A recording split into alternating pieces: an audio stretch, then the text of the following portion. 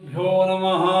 हरि ओं। जन्माद्यस्य यतोऽन्वयादितरतश्चार्थेषविद्यत्वराट् तेने ब्रह्मरदायादिकवये मुह्यन्ति यं सूरयः यो आदिमृतां यथा विनिमयो यत्र त्रिसर्गो मृषा धाम्ना स्वेन सदा निरस्तकुहकं सत्यं परं धीमहि सृष्टिस्थित्यप्ययेहानियतिदुषितमो बन्धमोक्षाश्च यस्मादस्य श्री ब्रह्मरुद्रप्रभृतिसुरनरद्वेषशत्रुआत्मकस्य विष्णोर्व्यस्ताः समस्ताः सकलगुणनिधिः सर्वदोषविव्यपेतः पूर्णानन्दाव्ययो यो गुरपि परमश्चिन्तयितं महन्तम् अस्मद्गुरुसमारम्भां टीकाकृत्पादमध्यमां श्रीमदाचार्यपर्यन्तां वन्दे गुरुपरम्परां। श्रीगुरुभ्यो नमः। हरिः ओं हरिः ओं हरिः ओं। ನಮ್ಮ ಶ್ರೀಮದ್ ಭಾಗವತ ದಶಮಸ್ಕಂದ ತಾತ್ಪರ್ಯದ ಶ್ರುತಿಗೀತೆಯಲ್ಲಿ ಇವತ್ತು 25ನೇ ಶ್ಲೋಕ ಅಥವಾ ಈ 96ನೇ ಅಧ್ಯಾಯದ 39ನೇ ಶ್ಲೋಕ. ಉದಗಾತ್ ಪುಮಾನ್ ಅನುಗೀತ ಗುಣಾಶ್ಚ ಜುಷನ್ ಭಜತಿ ಸ್ವರೂಪತಾಂ ತದನುತ್ವಮುತ ಜಹಾಸಿ ಜಿಹಾಸಿತಾಂ ಅಹಿರಿವತ್ವಜಂ ಪರಮತ್ತಭಗಾಂ ಮಹಸಿ ಮಹೀಯಸೇಷ್ಟ ಗುಣೋಪರಿಮೇಯ ಭಗಃ. ಇದರ ಪದಚ್ಛೇದಾದಿಗಳು ಪುಮಾನ್. ಪುಮಾನ್ ಅಂದ್ರೆ ಈ ಜೀವಾತ್ಮ ಏನು ಅನುಗೀತ ಗುಣಶ್ಚ ಜುಷನ್. ಅನುಗೀತ ವೇದಶಾಸ್ತ್ರಗಳಲ್ಲಿ ಹೇಳಲ್ಪಟ್ಟಿರತಕ್ಕಂಥ ಭಗವಂತನ ಅನಂತ ಗುಣಾದಿಗಳನ್ನು, ಭಗವಂತನ ಗುಣ ಮೊದಲಾದವುಗಳನ್ನು ಏನ್ರಿ ಜ್ಞಾನಿಗಳ ಮುಖದಿಂದ ಚೆನ್ನಾಗಿ ಕೇಳಿ, ಜುಷನ್ ಅಂದ್ರೆ ಜ್ಞಾನಿಗಳ ಮುಖದಿಂದ ಚೆನ್ನಾಗಿ ಸೇವಿಸಿ, ಅದನ್ನು ಜುಷನ್ ಶ್ರವಣ ಮಾಡೋದಲ್ಲ, ಬರೀ ಶ್ರವಣ ಮನನ ನಿಧಿಧ್ಯಾಸನ ಇವೆಲ್ಲವನ್ನು ಮಾಡಿ ಅಪರೋಕ್ಷ ಜ್ಞಾನಿಯಾದ ನಂತರ ಅನು ಉದಗಾತ್ ಅಂದರೆ ಮುಕ್ತನಾಗುತ್ತಾನೆ ಅಂತ ಇದರ ಅರ್ಥ.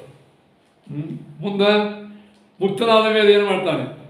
ತದನು ಸ್ವರೂಪತಾಂ ಭಜತಿ ಅಂದರೆ ಶ್ರೇಷ್ಠ ಜ್ಞಾನಿಗಳ ಉಪದೇಶದಿಂದ ವೇದಶಾಸ್ತ್ರಾದಿಗಳಲ್ಲಿ ಹೇಳಿದ ಭಗವತ್ ತತ್ವವನ್ನು ಚೆನ್ನಾಗಿ ಕೇಳಿ ತಿಳಿದು ಮನನ ಮಾಡಿ ನಿಧಿಧ್ಯಾಸನ ಮಾಡಿದಾಗ ಅವನಿಗೆ ಅಪರೋಕ್ಷ ಜ್ಞಾನವಾದ ನಂತರ ಅವನು ಮುಕ್ತನಾಗ್ತಾನೆ. ಮೋಕ್ಷದೊಳಗೆ ತದನು ಸ್ವರೂಪತಾಂ ಭಜತಿ. ಮುಂದೆ ಭಗವತ್ ಪ್ರಸಾದದಿಂದ ಏನು ಆ ಲಿಂಗದೇಹ ಭಂಗ ಆದ ನಂತರ ಇವನು ತಾನು ಸಾಧನಾವಸ್ಥೆಯಲ್ಲಿ ಯಾವ ರೀತಿಯಾಗಿ ಭಗವದ್ ಉಪಾಸನ ಮಾಡಿದ್ದನೋ ಅದರಂತೆ ಸ್ವರೂಪತ ದೇವರ ಸಾರೂಪ್ಯಾದಿ ಮೋಕ್ಷವನ್ನು ಹೊಂದುತ್ತಾನೆ ಅಂತ ಹೇಳಿದರು. ಅದು ಇದರೇನಾಯಿತು? ಗುರೂಪದಿಷ್ಟವಾದಂಥ ಮಾರ್ಗದಿಂದಲೇ ಮೋಕ್ಷಕ್ಕೆ ಹೋಗುವುದು ಸಿದ್ಧವಾಯಿತು. ಇದು ಒಟ್ಟೆ ಇದರ ತಾತ್ಪರ್ಯ. ಪರಮಾತ್ಮ ಭಗಾಂ ತಾಂ ತ್ವಂ ಅಹಿರಿವತ್ವಚಂ ಜಹಾಸಿ ಉತ ಜಿಹಾಸಿ ಜಹಾಸಿ ಜಿಹಾಸಿ. ಆದರೆ ಮೋಕ್ಷದ ಒಳಗೆ ಜೀವಾಚ್ಛಾದಿಕ ಪರಮಾಚ್ಛಾದಿಕ ಅಂತ ಹೇಳಿ ಬಂಧನವು. ಜೀವಾಚ್ಛಾದಿಕ ಅಂದ್ರೆ ಜೀವನಿಗೆ ತಾನು ಯಾರು ಅಂತ ಗೊತ್ತಿಲ್ಲ, ತನ್ನ ಬಗ್ಗೆ ಅಜ್ಞಾನ.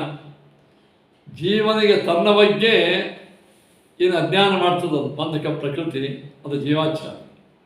ತನ್ನ ಬಿಂಬರೂಪಿಯಾದಂತಹ ಪರಮಾತ್ಮ ಅಥವಾ ಭಗವತ್ ತತ್ವವನ್ನು ಯಾವುದು ನಮಗೆ ತಿಳಿಸಲಿಕ್ಕೆ ಅಡ್ಡಿ ಬರ್ತದೋ ಅದು ಪರಮಾಚ್ಛ. ಏನು ಇವೆರಡೂ ಪ್ರಕೃತಿಗಳೇ. ಇದನ್ನು ಹೇಳ್ತಾರೆ ಪರಮ ಆಪ್ತ ಭಗ. ಈ ಭಗವಂತ ತನ್ನ ಪ್ರಸಾದದಿಂದ ಏನು ಮಾಡ್ತಾನಂದ್ರೆ ಪರಮಾತ್ಮ ಆಪ್ತ ಭಗ. ಭಗ ಅಂದರೆ ಇಲ್ಲಿ ಆಚ್ಛಾದನ ಅಂತ ಅರ್ಥ ಮಾಡ್ಯಾರ. ಆಪ್ತ ಅಂದರೆ ಸೆಳೆದು. ಪರಮಾತ್ಮ ತನ್ನ ಇಚ್ಛಾಶಕ್ತಿಯಿಂದ ಅವನ ಈ ಜೀವಾಚ್ಛಾದಿಕ ಪರಮಾಚ್ಛಾದಿಕ ಅಜ್ಞಾನವನ್ನು ಪರಮಾತ್ಮ ಸೆಳೆದು ಬಿಡ್ತಾನೆ, ನಾಶ ಮಾಡ್ತಾನೆ. ಅಂದರೆ ಒಂದನ್ನು ಪರಮಾತ್ಮ ಜೀವಾಚ್ಛಾದಿಕ ಸರಿಸ್ತಾನೆ, ಪರಮಾಚ್ಛಾದಿಕ ಪ್ರಕೃತಿ, ಒಟ್ಟು ಎರಡು. ಇದನ್ನು ಜೀವಾತ್ಮ ಭಗವಾನ್ ಅನುಗ್ರಹದಿಂದ ಈ ಎರಡು ವಿಧ ಏನಿದೋದಲ್ಲ ಪರದೆಗಳು, ಆಚ್ಛಾದನಗಳು, ದೇವರ ಅನುಗ್ರಹದಿಂದ ಅದನ್ನು ಬಿಟ್ಟು ಬಿಡ್ತಾನೆ. ಹೇಗೆ ಬಿಡ್ತಾನೆ ಅಂತ ಕೇಳಿದರೆ, ಅಹಿರಿವತ್ವಚಂ, ಹಾವು ಮತ್ತು ತನ್ನ ಪರೆಯನ್ನು ಹೇಗೆ ಬಿಡ್ತದಲ್ಲ ಹಾಗೆ ಇವ ಆ ಅಜ್ಞಾನ ಎಂಬ ಪರೆಯನ್ನು ಬಿಟ್ಟು ಬಿಡ್ತಾನೆ. ಅದರೊಳಗೂ ಹೇಳ್ತಾರೆ, ಜಹಾಸಿ ಮತ್ತು ಜಿಹಾಸಿ, ಒಂದನ್ನು ಬಿಡ್ತಾನ, ಇನ್ನೊಂದು ನಾಶ ಮಾಡ್ತಾನೆ.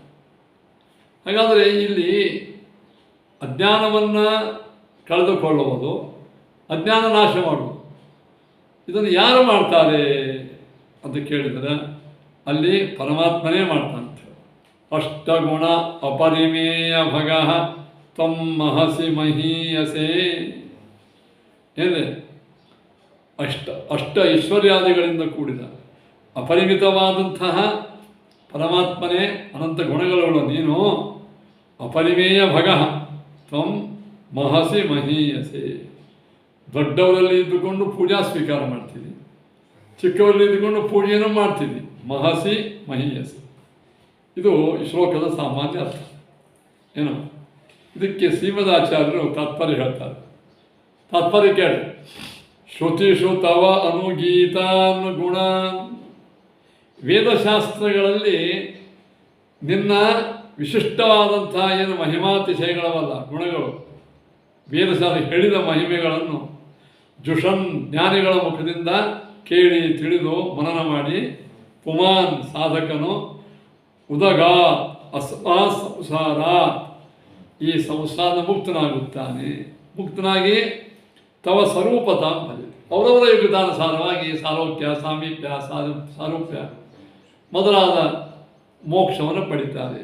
ತದನು ಗುಣಸ್ಮರಣಂ ಅನು, ಏನ್ರಿ, ಆ ಭಗವಂತನ ವಿಶಿಷ್ಟ ಗುಣಗಳ ಜ್ಞಾನವನ್ನು ಮಾಡಿಕೊಂಡ ಮೇಲೆ ಗುಣಾಶ್ಚ ಜುಷನ್ನಿತಿ ಶಬ್ದ ಕರ್ಮಾಣಿ ಚ ತಸ್ಮಿನ್ ಅರ್ಥೇ,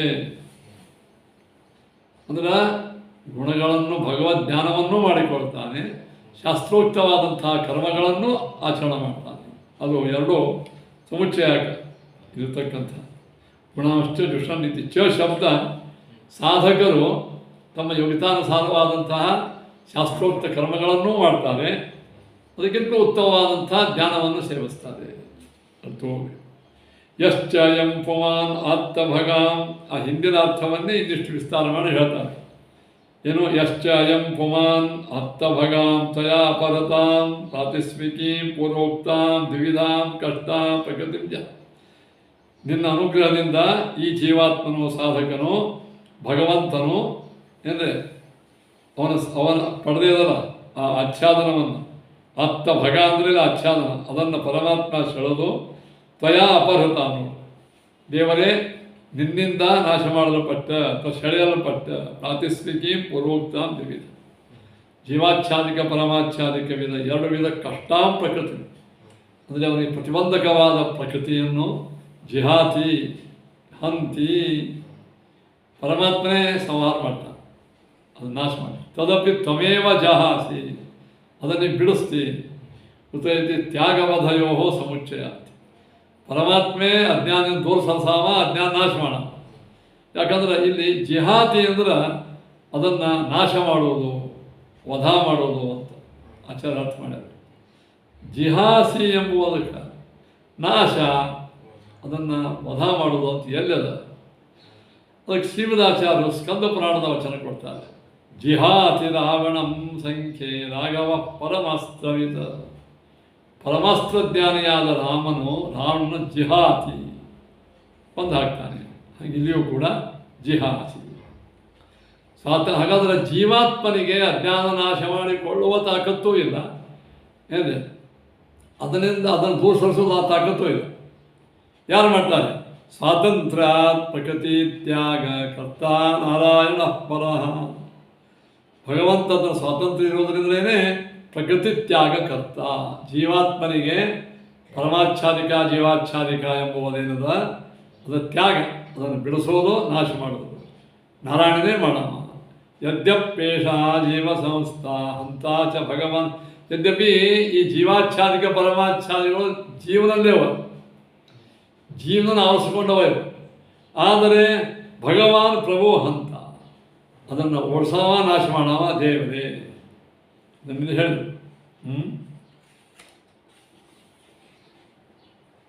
ಯಾಕೆಂದರೆ ಸ್ವತಂತ್ರ ಅಂದರೆ ಅದೇನೈತಿ. ಈಗ ಅಜ್ಞಾನ ಜ್ಞಾನದೋ ವಿಷ್ಣು ಜ್ಞಾನಿನ ಮೋಕ್ಷದಶ್ಚ ಸಹ ಆನಂದದಶ್ಚ ಮುಕ್ತಾನ ಸ್ವಯವೇಕೋ ಜನಾರ್ದನ ಅಂತ ಹೇಳಿದ್ದಾರೆ. ಆಯ್ತಾ? ಇನ್ನು ಮಹಸಿ ಮಹೀಯಸಿ ಪೂಜೆಯಸಿ ಪೂಜ್ಯಸೆ. ನೀನೇ ಭಕ್ತರು ನಿಂತುಕೊಂಡು ಪೂಜಾ ಸ್ವೀಕಾರ ಮಾಡ್ತೀವಿ ಅಂದರೆ ಅದು ನಿನ್ನ ದೊಡ್ಡವರು ನಿಂತುಕೊಂಡು, ಚಿಕ್ಕವರು ನಿಂತುಕೊಂಡು ಪೂಜಾ ಮಾಡ್ತೀವಿ, ಅದು ಪೂಜಕ ನೀನೇ. ಇದನ್ನೇ ಕೌಶಿಕ ಶ್ರುತಿ ಹೇಳ್ತದೆ ಈ ಭಾಗವತದ ವಿಚಾರವನ್ನು. ಸ್ಮರನ್ ಬ್ರಹ್ಮಗುಣಾನ್ ನಿತ್ಯಂ ಮುಕ್ತೋ ಬ್ರಹ್ಮ ಸ್ವರೂಪತ.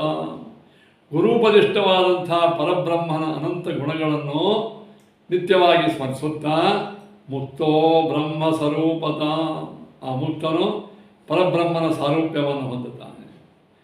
ದುರ್ಭಗಾಂ ಪ್ರಕೃತಿಂ ತ್ಯಕ್ತ್ವಾ ಹತ್ವಾ ಚಾನ್ಯಾಂ ದುರನ್ವಯ. ಇತರರಿಂದಲೂ ನಾಶ ಮಾಡಲು ಅಶಕ್ಯವಾದ ಈ ಜೀವಾಚ್ಛಾದಿಕ ಪರಮಾಚ್ಛಾದಿಕ ಪ್ರಕೃತಿಯನ್ನು ಬಿಡಿಸಿ, ಅಥವಾ ಅದನ್ನು ನಾಶ, ಒಂದನ್ನು ನಾಶ ಒಂದನ್ನು ಬಿಡಿಸೋದು. ಅನ್ಯಾಂ ದುರನ್ವಯಾಂ ಯಾತಿ ತಚ್ಚ ಪರೇಶಾನ ಸೈ ಪೂಜ್ಯೋಥ ಪೂಜಕ. ಆಮೇಲೆ ಅವನೇ ಮೋಕ್ಷಕ್ಕೆ ಹೋಗ್ತಾನೆ. ಆ ಪರಮಾತ್ಮನೇ ಪೂಜ್ಯನೂ ಹೌದು, ಪೂಜಕನೂ ಹೌದು. ನಮ್ಮಲ್ಲಿ ನಿಂತುಕೊಂಡು ಹಿಂದೆ ನಿಂತುಕೊಂಡು ದೇವರ ಪೂಜಾ ಮಾಡಿಸೋನು ಅವನೇ. ಮೂರ್ತಿಯಲ್ಲಿ ನಿಂತುಕೊಂಡು ಪೂಜಾ ಸ್ವೀಕಾರ ಮಾಡೋನು ಅವನೇ ದೇವರು. ತಶ್ಚೈಕಶ್ಚ ಸ್ವತಂತ್ರತ್ವ ಸಚಾನಂತ ಗುಣ. ಅವನೇ ಮುಖ್ಯ ಸ್ವತಂತ್ರ, ಅವನೇ ಅನಂತ ಕಲ್ಯಾಣಗುಣ ಪರಿಪೂರ್ಣ, ಅವನೇ ಎಲ್ಲ ಜೀವರಾಶಿಗಳಿಂದಲೂ ಅತ್ಯಂತ ಶ್ರೇಷ್ಠ. ಅದಕ್ಕೆ ಸತ್ಯಂ ಪರಂ ಧೀಮಹಿ ಎಂದ. ಫಲ ಅಂದ್ರೇನು? ಸರ್ವೋತ್ತಮ, ಪೂರ್ಣ. ಆ ಪೂರ್ಣತ್ವ ಯಾಕೆ ಅಂತ ಕೇಳಿದ್ರೆ ಸತ್ಯಂ. ಸತ್ಯಂ ಅಂದರೆ ಅತ್ಯುತ್ತಮವಾದಂಥ ಅನಂತ ಜ್ಞಾನಗಳು, ಇವೇ ಮೊದಲ ಅನಂತವಾದಂಥ ಗುಣಗಳು ಪರಮಾತ್ಮನಿಗೆ. ಅದಕ್ಕೆ ನಾವು ಪರಿಪೂರ್ಣ ಅಂತ ಹೇಳಿದ್ದಾರೆ. ಇನ್ನು ಶ್ರುತಿಗೀತೆಯಲ್ಲಿ 26ನೇ ಶ್ಲೋಕ.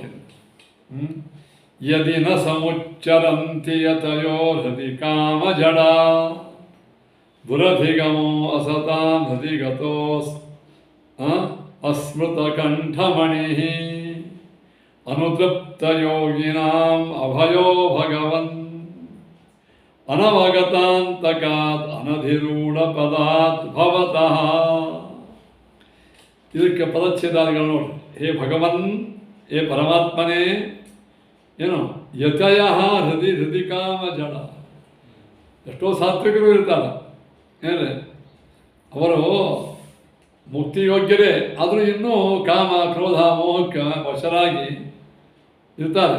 ಅಂಥವರು ಯತಯ, ಒಮ್ಮೊಮ್ಮೆ ಏನೋ ಚಾನ್ಸ್ ಸಿಕ್ಕಿದಂತ ಸ್ವಾಮಿಗಳಾಗ್ತಾರೆ, ಯತಿಗಳಾಗ್ತಾರೆ. ಏನು ಯತಯ ಹೃದಯ ಕಾಮ ಜಡ. ಯತಿಗಳಾದರೂ ಕೂಡ ಕಾಮಜಡ, ದುಷ್ಟ ಇಚ್ಛೆ ಕಾಮ ಕ್ರೋಧ ಇವುಗಳಿಂದ ಅದೇನಾಗ್ತಾರೆ, ಜಡರಾಗ್ತಾರೆ. ಅಂದರೆ ಬುದ್ಧಿ ಮುಂದೆ ಓಡಾಗಿಲ್ಲ ಅವರು. ಹೀಗಾಗಿ ಅವರು ಕಾಮಜಡ, ಕಾಮಕ್ರೋಧಾದಿಗಳಿಂದ ಜಡರ ಅವರು ಬುದ್ಧಿ ಶೂನ್ಯರಾಗ್ತಾರೆ, ಜ್ಞಾನ ಶೂನ್ಯರಾಗ್ತಾರೆ. ಸಾತ್ವಿಕನೇ ಹಣೆಮಾರಿ. ಸಾತ್ವಿಕರೊಮ್ಮೆ ಪ್ರಾರಬ್ಧ ಕರ್ಮವಶಾತ ಕಾಮಕ್ಕೆ ಕ್ರೋಧಕ್ಕೋ ಬಲಿ ಬಿದ್ದು ಯತಿಗಳಾಗ್ತಾರೆ. ಯತಿಗಳಾಗಿ ಅಲ್ಲಿಯೂ ಕೂಡ ಸಾಮಾನ್ಯವಾದಂತಹ ಮನುಷ್ಯರ ಗ್ರಾಮ್ಯ ಸುಖಗಳನ್ನೇ ಇಚ್ಛಾ ಮಾಡ್ತಿರ್ತಾರೆ. ಇವರು ಮುಂದೆ ಏನಾಗ್ತಾರೆ, ಗುರುಪದೇಶದಿಂದ ಅದೆಲ್ಲ ಕಳ್ಕೊಂಡು ಪ್ರಾರಬ್ಧ ಕರ್ಮಕ್ಕೆ ಉದ್ಧಾರ ಆಗ್ತಾರೆ. ಇನ್ನು ಕೆಲವರು ಹೃದಿಗತೋಪಿ ದುರಧಿಗಮ ಅಸತ. ಇನ್ನು ಪರಮಾತ್ಮ ಇಂಥ ಸಜ್ಜನರು ಇರ್ತಾರೆ, ಅವರು ಹೃದಯದೊಳಗೆ ಇದ್ದಾನೆ ಪರಮಾತ್ಮ. ಇದ್ದರೂ ಕೂಡ ಪ್ರಾರಬ್ಧ ಕರ್ಮವಶಾತ್ ಅವರು ಕಾಮಕ್ಕೆ ವಶರಾಗಿದ್ದರಿಂದ ದುರಧಿಗಮ. ಎಷ್ಟು ಯಾರೇನು ಉಪದೇಶ ಮಾಡಿದರೂ ತಿಳಿಯಂಗಿಲ್ಲ ಅವರು. ಏನು ಅವರಿಗೆ ವಿಷಯ ಕರ್ಣ ಮೊದಲಾದಂತಹ ಮಹಾನುಭಾವರಿದ್ದಾರೆ. ಅವರಿಗೆಲ್ಲರಿಗೂ ಎಷ್ಟು ಕೃಷ್ಣ ಪರಮಾತ್ಮ ಹೇಳಿದರೂ ಸರಿಯಾಗಿ ಹಾದಿಗೆ ಬರಲಿಲ್ಲ. ಇನ್ನೂ ಕಲಿಯ ಆವೇಶದನು ದುರದಿಗ. ಇನ್ನು ಸ್ವಾಭಾವಿಕವಾಗಿ ಅಯೋಗ್ಯರಿದ್ದಾರಲ್ಲ ಅವರಿಗಂತೂ ಪರಮಾತ್ಮ ತೋರಂಗೇ ಇಲ್ಲ. ಸಾತ್ವಿಕರಾಗಿದ್ದ ಕಾಮಕ್ರೋಧಾದಿಗಳಿಗೆ ವಶರಾದವರಿಗೆ ದೇವರು ತೋರಂಗ ಅಂದಮೇಲೆ ಇನ್ನು ಸ್ವಾಭಾವಿಕವಾಗಿ ಅಸುರರಿದ್ದಾರೆ ಅವರಿಗಂತೂ ಪರಮಾತ್ಮ ದುರಧಿಗ ತೋರಂಗಿ. ಅದು ಹೆಂಗಿದ್ದಾರೆ ಅಂದ್ರೆ ಅಸ್ಮೃತ ಕಂಠಮಣಿ. ಒಮ್ಮೊಮ್ಮೇನಾಗ್ತದೆ ನಾವು ಬೆಲೆ ಬಾಳುವ ವಜ್ರದ ಬಂಗಾರ ವಜ್ರಗಳ ಕೂಡಿದ ಒಂದು ಹಾರ ಕೊಳ ಹಾಕೊಂಡಿರ್ತೀವಿ. ಕೊಳ ಹಾಕೊಂಡು ಅದನ್ನು ನಾವು ಯಾರು ಒಂದು ಹಂಗೆ ಹಿಂಗೆ ಹಾಕೊಂಡಿರ್ತೀವಿ. ಅವಾಗ ನಾನು ಹಾರ ಎಲ್ಲಿ ಹೋಯ್ತು ಕೊಳ್ಳಾಗೆ ಅಲ್ಲ, ಆ ಕೊಳ್ಳಲ್ಲೇ ಇದ್ದ ಹಾರ ಅವನಿಗೆ ನೆನಪಾದೆ. ಮತ್ತು ಎಲ್ಲ ಕಡೆ ಹುಡುಗಾಡ್ತಾನೆ, ಎಲ್ಲಿ ಹೋಯ್ತು, ನಾನು ಹಾರು ನೋಡಿದೆ ಅಳ್ತಾನೆ ಕೇಳ್ತಾನೆ. ಯಾರೋ ಒಂದು ಹೇಳ್ತಾನೆ, ನಿಮ್ಮ ಕೊಳ್ಳಾಗೆ ಅಲ್ಲಲ್ಲ. ಓಹೋ, ಹಾಗೆ ಕಂಠಮಣಿಯಂತೆ ಪರಮಾತ್ಮನನ್ನು ಒಳಗೆ ಇಟ್ಟುಕೊಂಡು ಅವ ಕಂಠಮಣಿಯನ್ನು ಹೆಂಗೆ ಮರೀತಾನೋ ಹಾಗೆ ಸಾಧಕರಾಗದೇ ಇದ್ದವರು ಪರಮಾತ್ಮನನ್ನು ಮರ್ತು ಬಿಡ್ತಾರೆ ಎಂಬ ಜ್ಞಾನೇ ಆಗಂಗಿಲ್ಲ. ಎರಡೂ ಆಗಲ್ಲ. ಇವರು ಅನುತೃಪ್ತ ಯೋಗಿನಾಂ ಅಭಯ. ಅನುತೃಪ್ತ ಹಾಗಾದರೆ ದೇವರು ಒಟ್ಟೆ ಯಾರಿಗೆ ಸಿಗ್ತಾನೆ? ಅನುತೃಪ್ತ ಯೋಗಿನ. ಅನುತೃಪ್ತ ಅಂದ್ರೆ ಸಾಕು, ಈ ಸಂಸಾರ ಸಾಕು. ಅತೃಪ್ತರಲ್ಲ, ಅನುತೃಪ್ತರು. ಸಂಸಾರದಾಗ ಎಲ್ಲ ಭೋಗವನ್ನು ನೋಡಿ ಇದೆಲ್ಲವೂ ಆ ಬ್ರಹ್ಮಸ್ತಂಭ ಪರ್ಯಂತಂ ಅಸಾರಂ, ಇದೆಲ್ಲವೂ ಅಸಾರ ಅನಿತ್ಯ ಸಾಕೆಂದಿದು ಅಂತ ಅದರ ಬಗ್ಗೆ ವೈರಾಗ್ಯವನ್ನು ತಾಳಿ ತಾವೇ ಮನಸೋಚ್ಛೆಯಿಂದ ಅದನ್ನು ಪರಿತ್ಯಾಗ ಮಾಡಿದ ಶ್ರೇಷ್ಠ ಇದ್ದಾರೆ, ಯೋಗಿಗಳಿದ್ದಾರೆ, ಜ್ಞಾನಿಗಳಿದ್ದಾರಲ್ಲ, ಅವನಿಗೆ ಅಭಯ, ಭಯವಿಲ್ಲದೆ ಇದ್ದಂತಹ ಮೋಕ್ಷವನ್ನೇ ಕೊಡ್ತಾರೆ. ತಾತ್ಪರ್ಯ ಏನಂಗಾಯ್ತು? ಸಂಸಾರೊಳಗಿದ್ದ ಭೋಗ್ಯ ವಸ್ತುಗಳು ಸಾಕು ಅನಿಸ್ಬೇಕು ನಾವು. ಅವು ಇನ್ನೂ ಬೇಕನ್ನಿಸ್ತಾವಂದ್ರೆ ಏನು ಗೊತ್ತಂದ್ರೆ ಇನ್ನೂ ನಮಗೆ ಮೋಕ್ಷ ದೂರದಂತ. ಅಲ್ಲಿ ಇದರ ಅರ್ಥ ಹಸಿವಾದಾಗ ಊಟ ಮಾಡುವಂಥ ಹಾಳಾಗಿಲ್ಲ, ಊಟಕ್ಕೆ ಎಷ್ಟು ಬೇಕೋ ಅಷ್ಟು ತಗೋರಿ. ಅತಿಯಾದಂಥ ಭೋಗಿ ಇಚ್ಛೆ, ಅತಿಯಾದಂಥ ರೊಕ್ಕದ ಇಚ್ಛೆ, ಅತಿಯಾದಂಥ ಬಂಧು ಬಾಂಧವರ ಅಟ್ಯಾಚ್ಮೆಂಟು ಇವೆಲ್ಲ ಇನ್ನೂ ಅವ ಅಂದರೆ ಇನ್ನೂ ನಮಗೆ ಮೋಕ್ಷ ಭಾಳ ದೂರದ ತಿಳ್ಕೊಂಬೇಡ್ರಿ. ಅದಕ್ಕೆ ಅನುತೃಪ್ತ ಯೋಗಿನ ಅಂದ್ರೆ ಸಾಕೋಯ್ ಭವ ಬಂಧ. ಸಾಕಪ್ಪ, ಇಷ್ಟೆಲ್ಲ ಮಾಡಿದ್ದಾಯ್ತಲ್ಲ, ತಿಂದು ಉಂಡು ಮಜಾ ಮಾಡಿದ ಮಾಡಿದ್ದಾಯ್ತು ಸಾಕಿನ್ನು. ಇನ್ನು ನಾವೇನು ಮಾಡ್ತೀವೋ ಭಗವಂತನ ಧ್ಯಾನವೊಂದೇ ಮಾಡ್ತಾನೆ ನಾನು, ಉಳಿದದ್ದೆಲ್ಲವೂ ಗೌಣ ಅಂತ ಯಾವನಿಗೆ ಒಂದು ನಿಲುವು ಬರ್ತದೋ ಅವನೇ ನಿಜವಾದ ಬೇರಾಗಿ. ಭಗವತ ಭವತಃ ಅನವಗತಾಂತಕ ಅನಧಿರೂಢ ಪದ ಅಭಯ. ಪರಮಾತ್ಮ ನೀನು ಇಂಥ ಜ್ಞಾನಿಗಳಿಗೆ ಮೋಕ್ಷವನ್ನು ಕೊಡ್ತಿದ್ದಿಲ್ಲ, ಮೋಕ್ಷ ಒಳಗೆ ಯಮನ ಭಯ ಇಲ್ಲಂತ. ಅನಧಿರೂಢ ಪದ ಅಭಯ. ಅನಧಿರೂಢ ಪದ ಅಂದ್ರೇನು? ಯಮ ಅಲ್ಲಿ ಮೋಕ್ಷೊಳಗೆ ಇರಂಗೇ ಇಲ್ಲಂತ. ಅಲ್ಲ, ಅವನು ಮುಕ್ತನಾಗಿರಬಹುದು, ಅಲ್ಲಿ ಇನ್ನೊಬ್ಬರನ್ನ ಶಾಸನ ಮಾಡಲಿಕ್ಕೆ ಯಮ ಮೋಕ್ಷವಾಗಿ ಇರಂಗಿಲ್ಲ. ಯಾಕಂದರೆ ಅಲ್ಲೆಲ್ಲರೂ ಹೇಗಿರ್ತಾರೆ? ಎಲ್ಲರೂ ಮುಕ್ತರೇ ಇರ್ತಾರೆ. ಅವ ಅಂತಕ ಯಮ ಎಂಥವ? ಅನವಾಗತ. ಇವತ್ತು ಮರಣ ಬರ್ತದಂತ ನಾಳೆ ಬರ್ತದೆ ಯಾರಿಗೆ ಗೊತ್ತಿರ್ತಾರೆ ಹೇಳಿ? ಯಾವನ ಬರುವಿಕೆಯು ಅನವಾಗತ, ಯಾರಿಗೂ ಗೊತ್ತೇ ಇಲ್ಲವೋ ಅಂಥ ಅಂತಕವ. ಅನವಾಗತ ಅಂತಕಾತ ಅಂದರೆ ಯಾವನ ಬರುವಿಕೆಯು ಏನು ನಮಗೆ ಗೊತ್ತೇ ಆಗಂಗಿಲ್ಲ. ಅಂತಹ ಗೊತ್ತಿಲ್ಲದೇ ಬರುವ ಅಂತಕ್ಕಿದ್ದ ಅನ್ನಲ್ಲ. ಆ ಅಂತಕ ಮೋಕ್ಷದೊಳಗೆ ಅಂತಕನ ಭಯ ಇಲ್ಲ. ಯಾಕೆ? ನಿನ್ನ ಅನುಗ್ರಹದಿಂದ. ಇಷ್ಟು ಇದರ ಅರ್ಥ. ಈ ಹೇಳಿದ ಅರ್ಥವನ್ನೇ ನಾನು ತಾತ್ಪರ್ಯಗಳಿಂದ ಹೇಳಿದ್ದೇನೆ. ಆ ತಾತ್ಪರ್ಯ ಓದಿ ತೋರಿಸ್ತೇನೆ ಇಷ್ಟೇ. ಏನು? ಸ ಯಥಾ ಕಾಮೋ ಭವತಿ ತತ್ ಚತುರ್ಭವತಿ. ಮೋಕ್ಷೊಳಗೆ ನೋಡಿ, ಯಥಾ ಕಾಮ ಭವತಿ, ಯಾವ ರೀತಿಯಾಗಿ ಇಚ್ಛಾ ಮಾಡ್ತಾನೋ ಏನು ತತ್ ಚತುರ್ಭವತಿ. ಏನು? ಆ ಕಾಮನಿಗೆ ಅನುಗುಣವಾಗಿ ಸಂಕಲ್ಪ ಮಾಡ್ತಾನೆ, ಇಚ್ಛೆಗೆ ಅನುಗುಣವಾಗಿ ಸಂಕಲ್ಪವನ್ನು ಮಾಡ್ತಾನೆ. ಚತುರ್ ಸಂಕಲ್ಪ. ಯತ್ ಚತುರ್ಭವತಿ ತತ್ಕರ್ಮ. ಹೇಗೆ ಸಂಕಲ್ಪವನ್ನು ಮಾಡ್ತಾನೋ ಹಾಗೆ ಅವನು ಕಾರ್ಯವನ್ನು ಮಾಡ್ತಾನೆ. ಯತ್ ಕರ್ಮ ಕುರುತೆ ಯಾವ ರೀತಿಯಾಗಿ ಕೆಲಸ ಮಾಡ್ತಾನಂತ ಅಭಿಸಂಧತ್ತೆ, ಅದಕ್ಕೆ ಅನುಗುಣವಾಗಿ ಉತ್ತಮ ಫಲವನ್ನು ಪಡಿತಾನೆ. ಕಾಮಯಮಾನ, ಇದು ಮೋಕ್ಷ. ಮೋಕ್ಷೊಳಗೆ ಅಥವಾ ಮೋಕ್ಷ ಅಲ್ಲ, ಇದು ಸಕಾಮ ಕರ್ಮಿಗಳು ಈ ರೀತಿಯಾಗಿ ಮಾಡ್ತಾರೆ. ಮೋಕ್ಷ ಅಲ್ಲಿರು ಸಕಾಮ ಕರ್ಮಿಗಳು ಏನು ಯಾವ ರೀತಿಯಾಗಿ ಇಚ್ಛಾ ಮಾಡ್ತಾ ಸಂಕಲ್ಪ ಮಾಡ್ತಾನೆ, ಸಂಕಲ್ಪಕ್ಕೆ ಅನುಗುಣವಾಗಿ ಕೆಲಸವನ್ನು ಮಾಡ್ತಾನೆ, ಅದಕ್ಕೆ ಅನುಗುಣವಾಗಿ ಅವನು ಫಲವನ್ನು ಪಡಿತಾನೆ. ಈ ಸಕಾಮ ಕರ್ಮಿಗಳ ಮಾಡ್ತಕ್ಕಂಥ ಒಂದು ರೀತಿ. ನಿಷ್ಕಾಥ ಅಕಾಮಯಮಾನ ಅಂದರೆ ಯಾವನು ಇಚ್ಛೆಯನ್ನೇ ಮಾಡಂಗಿಲ್ಲೋ, ಇಚ್ಛೆ ಮಾಡಿದರೂ ಭಗವಂತನ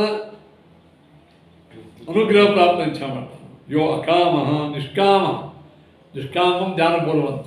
ನಿಷ್ಕಾಮ ಅಂದರೆ ಅನಿತ್ಯವಾದಂಥ ಶಾಶ್ವತವಾದಂಥ ಕಾಮನು ಮಾಡಂಗಿಲ್ಲ. ಆಪ್ತಕಾಮ, ಆತ್ಮಕಾಮ ನೋಡಿ, ಆಪ್ತಕಾಮ ಏನು ಇಚ್ಛಾ ಮಾಡಿದ್ದನೋ ಅದೆಲ್ಲೋ ಸಿಕ್ಬಿಟ್ಟದು ಈಗಾಗಲೇ, ಹೀಗಾಗಿ ಅವ ಇನ್ನೊಂದು ಬೇಡಂಗೆ ಇಲ್ಲ. ಸೊ ಆತ್ಮಕಾಮ ಭಗವಂತನ ಪ್ರಾಪ್ತಿ ಆಗಬೇಕು ಅಂತ ಇಚ್ಛಾದ ಆತ್ಮಕಾಮ. ನತಶ್ಚ ಪ್ರಾಣ ಉತ್ಕ್ರಮಂತಿ, ಅವನು ಸಾಧನ ಪೂರ್ಣ ಆದಮೇಲೆ ಕೊನೇ ಕಾಲಕ್ಕೆ ಮರಣ ಹೊಂತಾನ.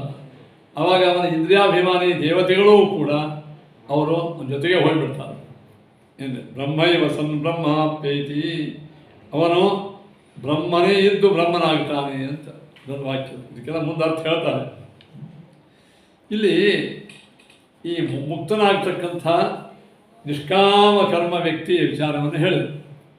ಅದಕ್ಕೆ ಶ್ರೀಮದಾಚಾರ್ಯರು ಬ್ರಹ್ಮತರ್ಕದ ಪ್ರಮಾಣವನ್ನು ಕೊಟ್ಟು ಈ ಪ್ರಮೇಯವನ್ನು ಗಟ್ಟಿ ಮಾಡ್ತಾರೆ. ನೋಡ್ರಿ, ನಿಷಿದ್ಧ ಕಾಮಯುಕ್ತಾನ ಅಸತಾಂತು ವಿಶೇಷತಃ ದುರ್ದೇಯೋ ಭಗವಾನ್ ವಿಷ್ಣು ಹೃದಿಸ್ಥೋ ಅಸ್ಮೃತಃ ರವತ. ಆಗ ಹೇಳ್ದಂಗೆ ಯಾರೋ ಸುರಾಪಾನ ಮಾಡ್ತಾರ, ನಿಷಿದ್ಧ ಭೋಜನ ಮಾಡ್ತಾರ, ನಿಷಿದ್ಧ ಗಮನ ಮಾಡ್ತಾರೆ, ಇಲ್ಲ ಯಾರಿವರು ನಿಷಿದ್ಧ ಕಾಮಯುಕ್ತ, ಉಳ್ಳಾಗಡ್ಡೆ ಬೆಳ್ಳುಳ್ಳಿ ತಿಂತಾರೆ, ಏನಿದೆ ಇವೆಲ್ಲ ಇನ್ನೂ ಎಸೆಟ್ರಾ.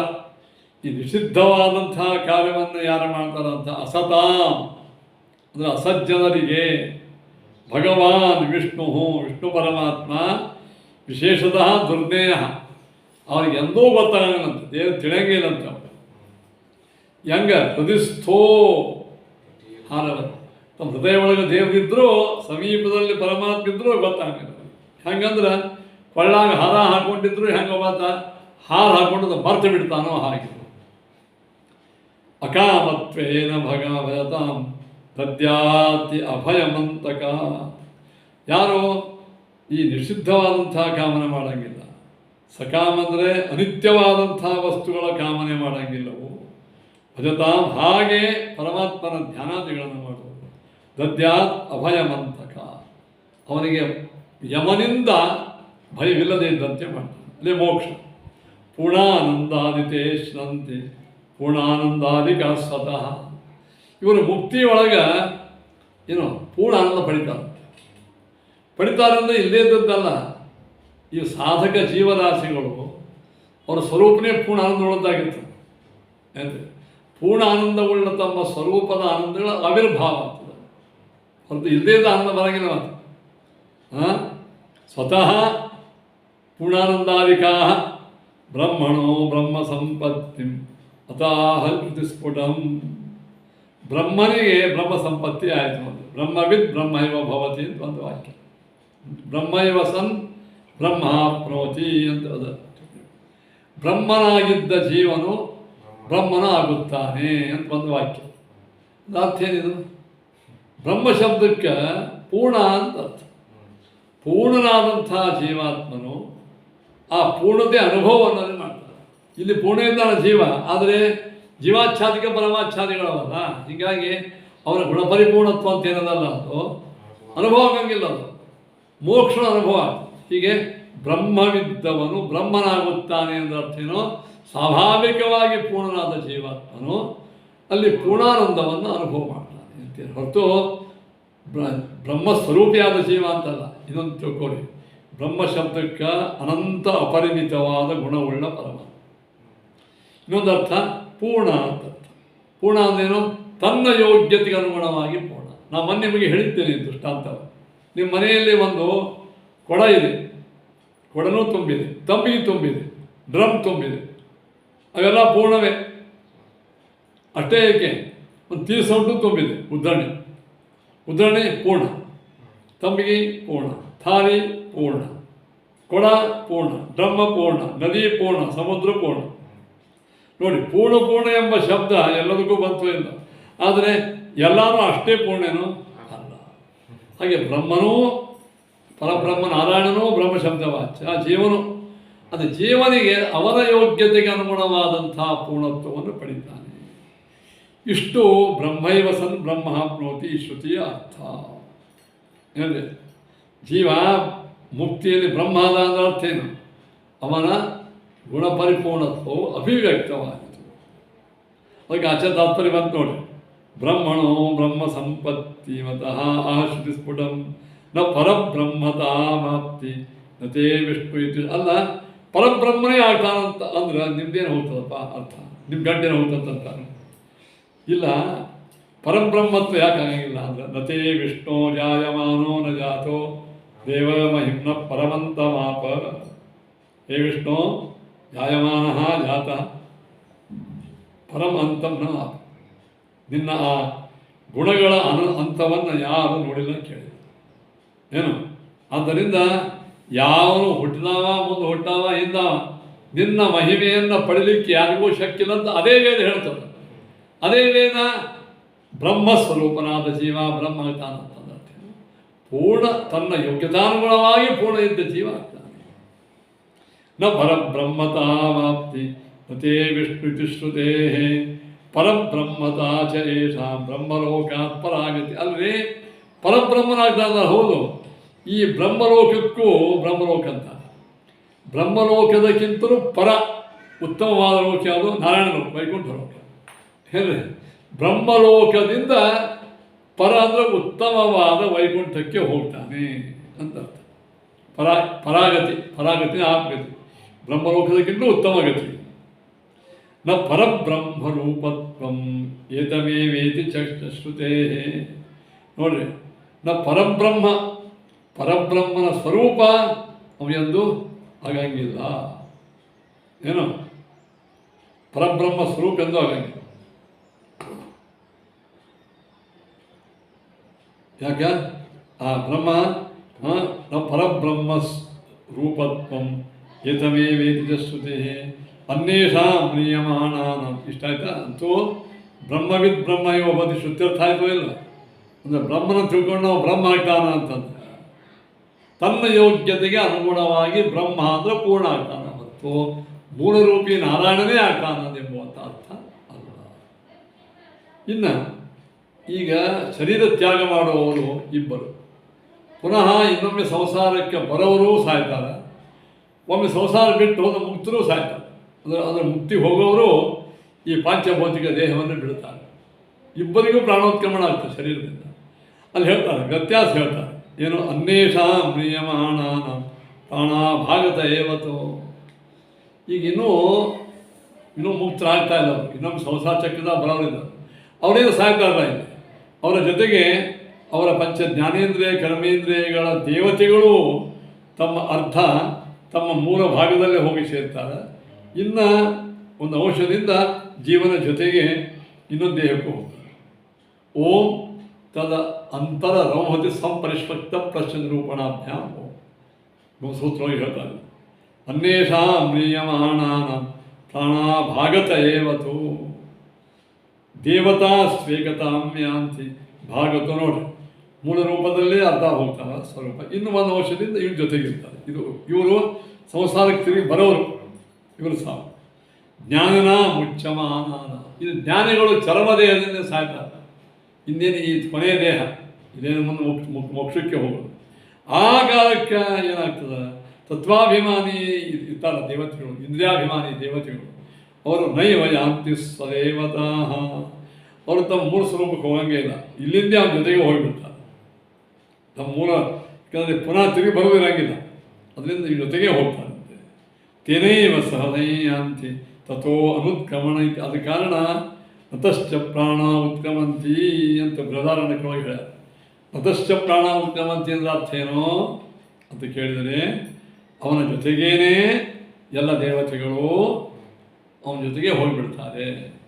ಸಾಮಾನ್ಯವಾಗಿ ಮಾಡೋದ್ರೊಳಗೆ ಒಂದು ಅಂಶದಿಂದ ತಮ್ಮ ಮೂಲ ರೂಪಕ್ಕೆ ಹೋಗಿ ಇನ್ನೊಂದು ಅಂಶದ ಜೊತೆಗೇ ಇರ್ತಾರೆ, ಪುನಃ ಸಂಸಾರಕ್ಕೆ ಬರುವ ಸಲುವಾಗಿ. ಈ ಒಮ್ಮೆ ಯಾಕೆ ಹೋಗ್ತಾರೆ ಅಂತಂದರೆ ಇನ್ನೊಂದು ಬರುವುದಿರಂಗಿಲ್ಲ ಅಂತ. ಇದು ಬೃಹದಾರಣ್ಯಕೋಪನಿಷತ್ತಿನ ಒಂದು ವ್ಯಾಖ್ಯಾನ. ದೇವಾಶ್ಚ ಸ್ವಭಕ್ತ್ಯ ಕಾಮಿನೋಪಿತು ಮುಚ್ಚಂತೆ ನಿಯಮದೇವ ಪಶ್ಯಂತಿ ಚ ಹರಿಂ.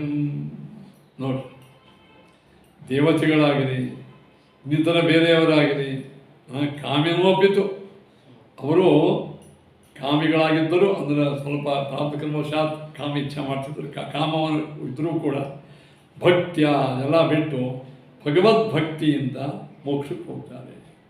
ನಿಯಮ ದೇವ ಪಶ್ಯಂತಿ ಹರಿಂ. ನಿಶ್ಚಿತವಾಗಿ ಅವರು ದೇವತೆಗಳು ಋಷಿಗಳು ಅವರು ಕಾಮನ ಇದ್ದೇ ಇರ್ತಾವಲ್ಲ, ಪ್ರಾಪ್ತಕರ್ಮವಶಾತ್ ಇದ್ದೇ ಇರ್ತಾವೆ ಕಾಮನ. ಆದರೆ ಕರ್ತಂಗ ಆ ಕಾಮನ ಮಾಡೋಂಗಿಲ್ಲ. ಅಥವಾ ಕಾಮನ ಮಾಡಿದರೂ ಅವರು ಕೂಡ ಏನಾಗ್ತದೆ ಹೇಳೋದು, ಜ್ಞಾನಕ್ಕೆ ವಿರುದ್ಧ ಇರಂಗಿಲ್ಲ. ದೇವತೆಗಳು ಋಷಿಗಳು ಜ್ಞಾನಿಗಳು ಕಾಮನ ಮಾಡ್ತಾರೆ ಅಂದ್ರೆ ಜ್ಞಾನ ವಿರುದ್ಧಿಗಾಗೇ ಮಾಡ್ತಾರೆ, ಭಗವತ್ ಪ್ರೀತಿಗಾಗೇ ಮಾಡ್ತಾರೆ ಕಾಮನ. ಹಂಗೆ ತಿಳ್ಕೋಬೇಕು. ಈ ರೀತಿಯಾಗಿ ಶ್ರುತಿಗೀತೆ ಒಳಗಿನ್ನ ಇದು 26 27ನೇ ಶ್ಲೋಕ ಕೊನೆಯದು ಶ್ರುತಿಗೀತೆ. ಹಾಂ, ಈ ಶ್ಲೋಕವನ್ನು ಕೇಳಿ. ತದ ಅವಗಮಾರ್ಥಸಿತಾಸಿತಯೋ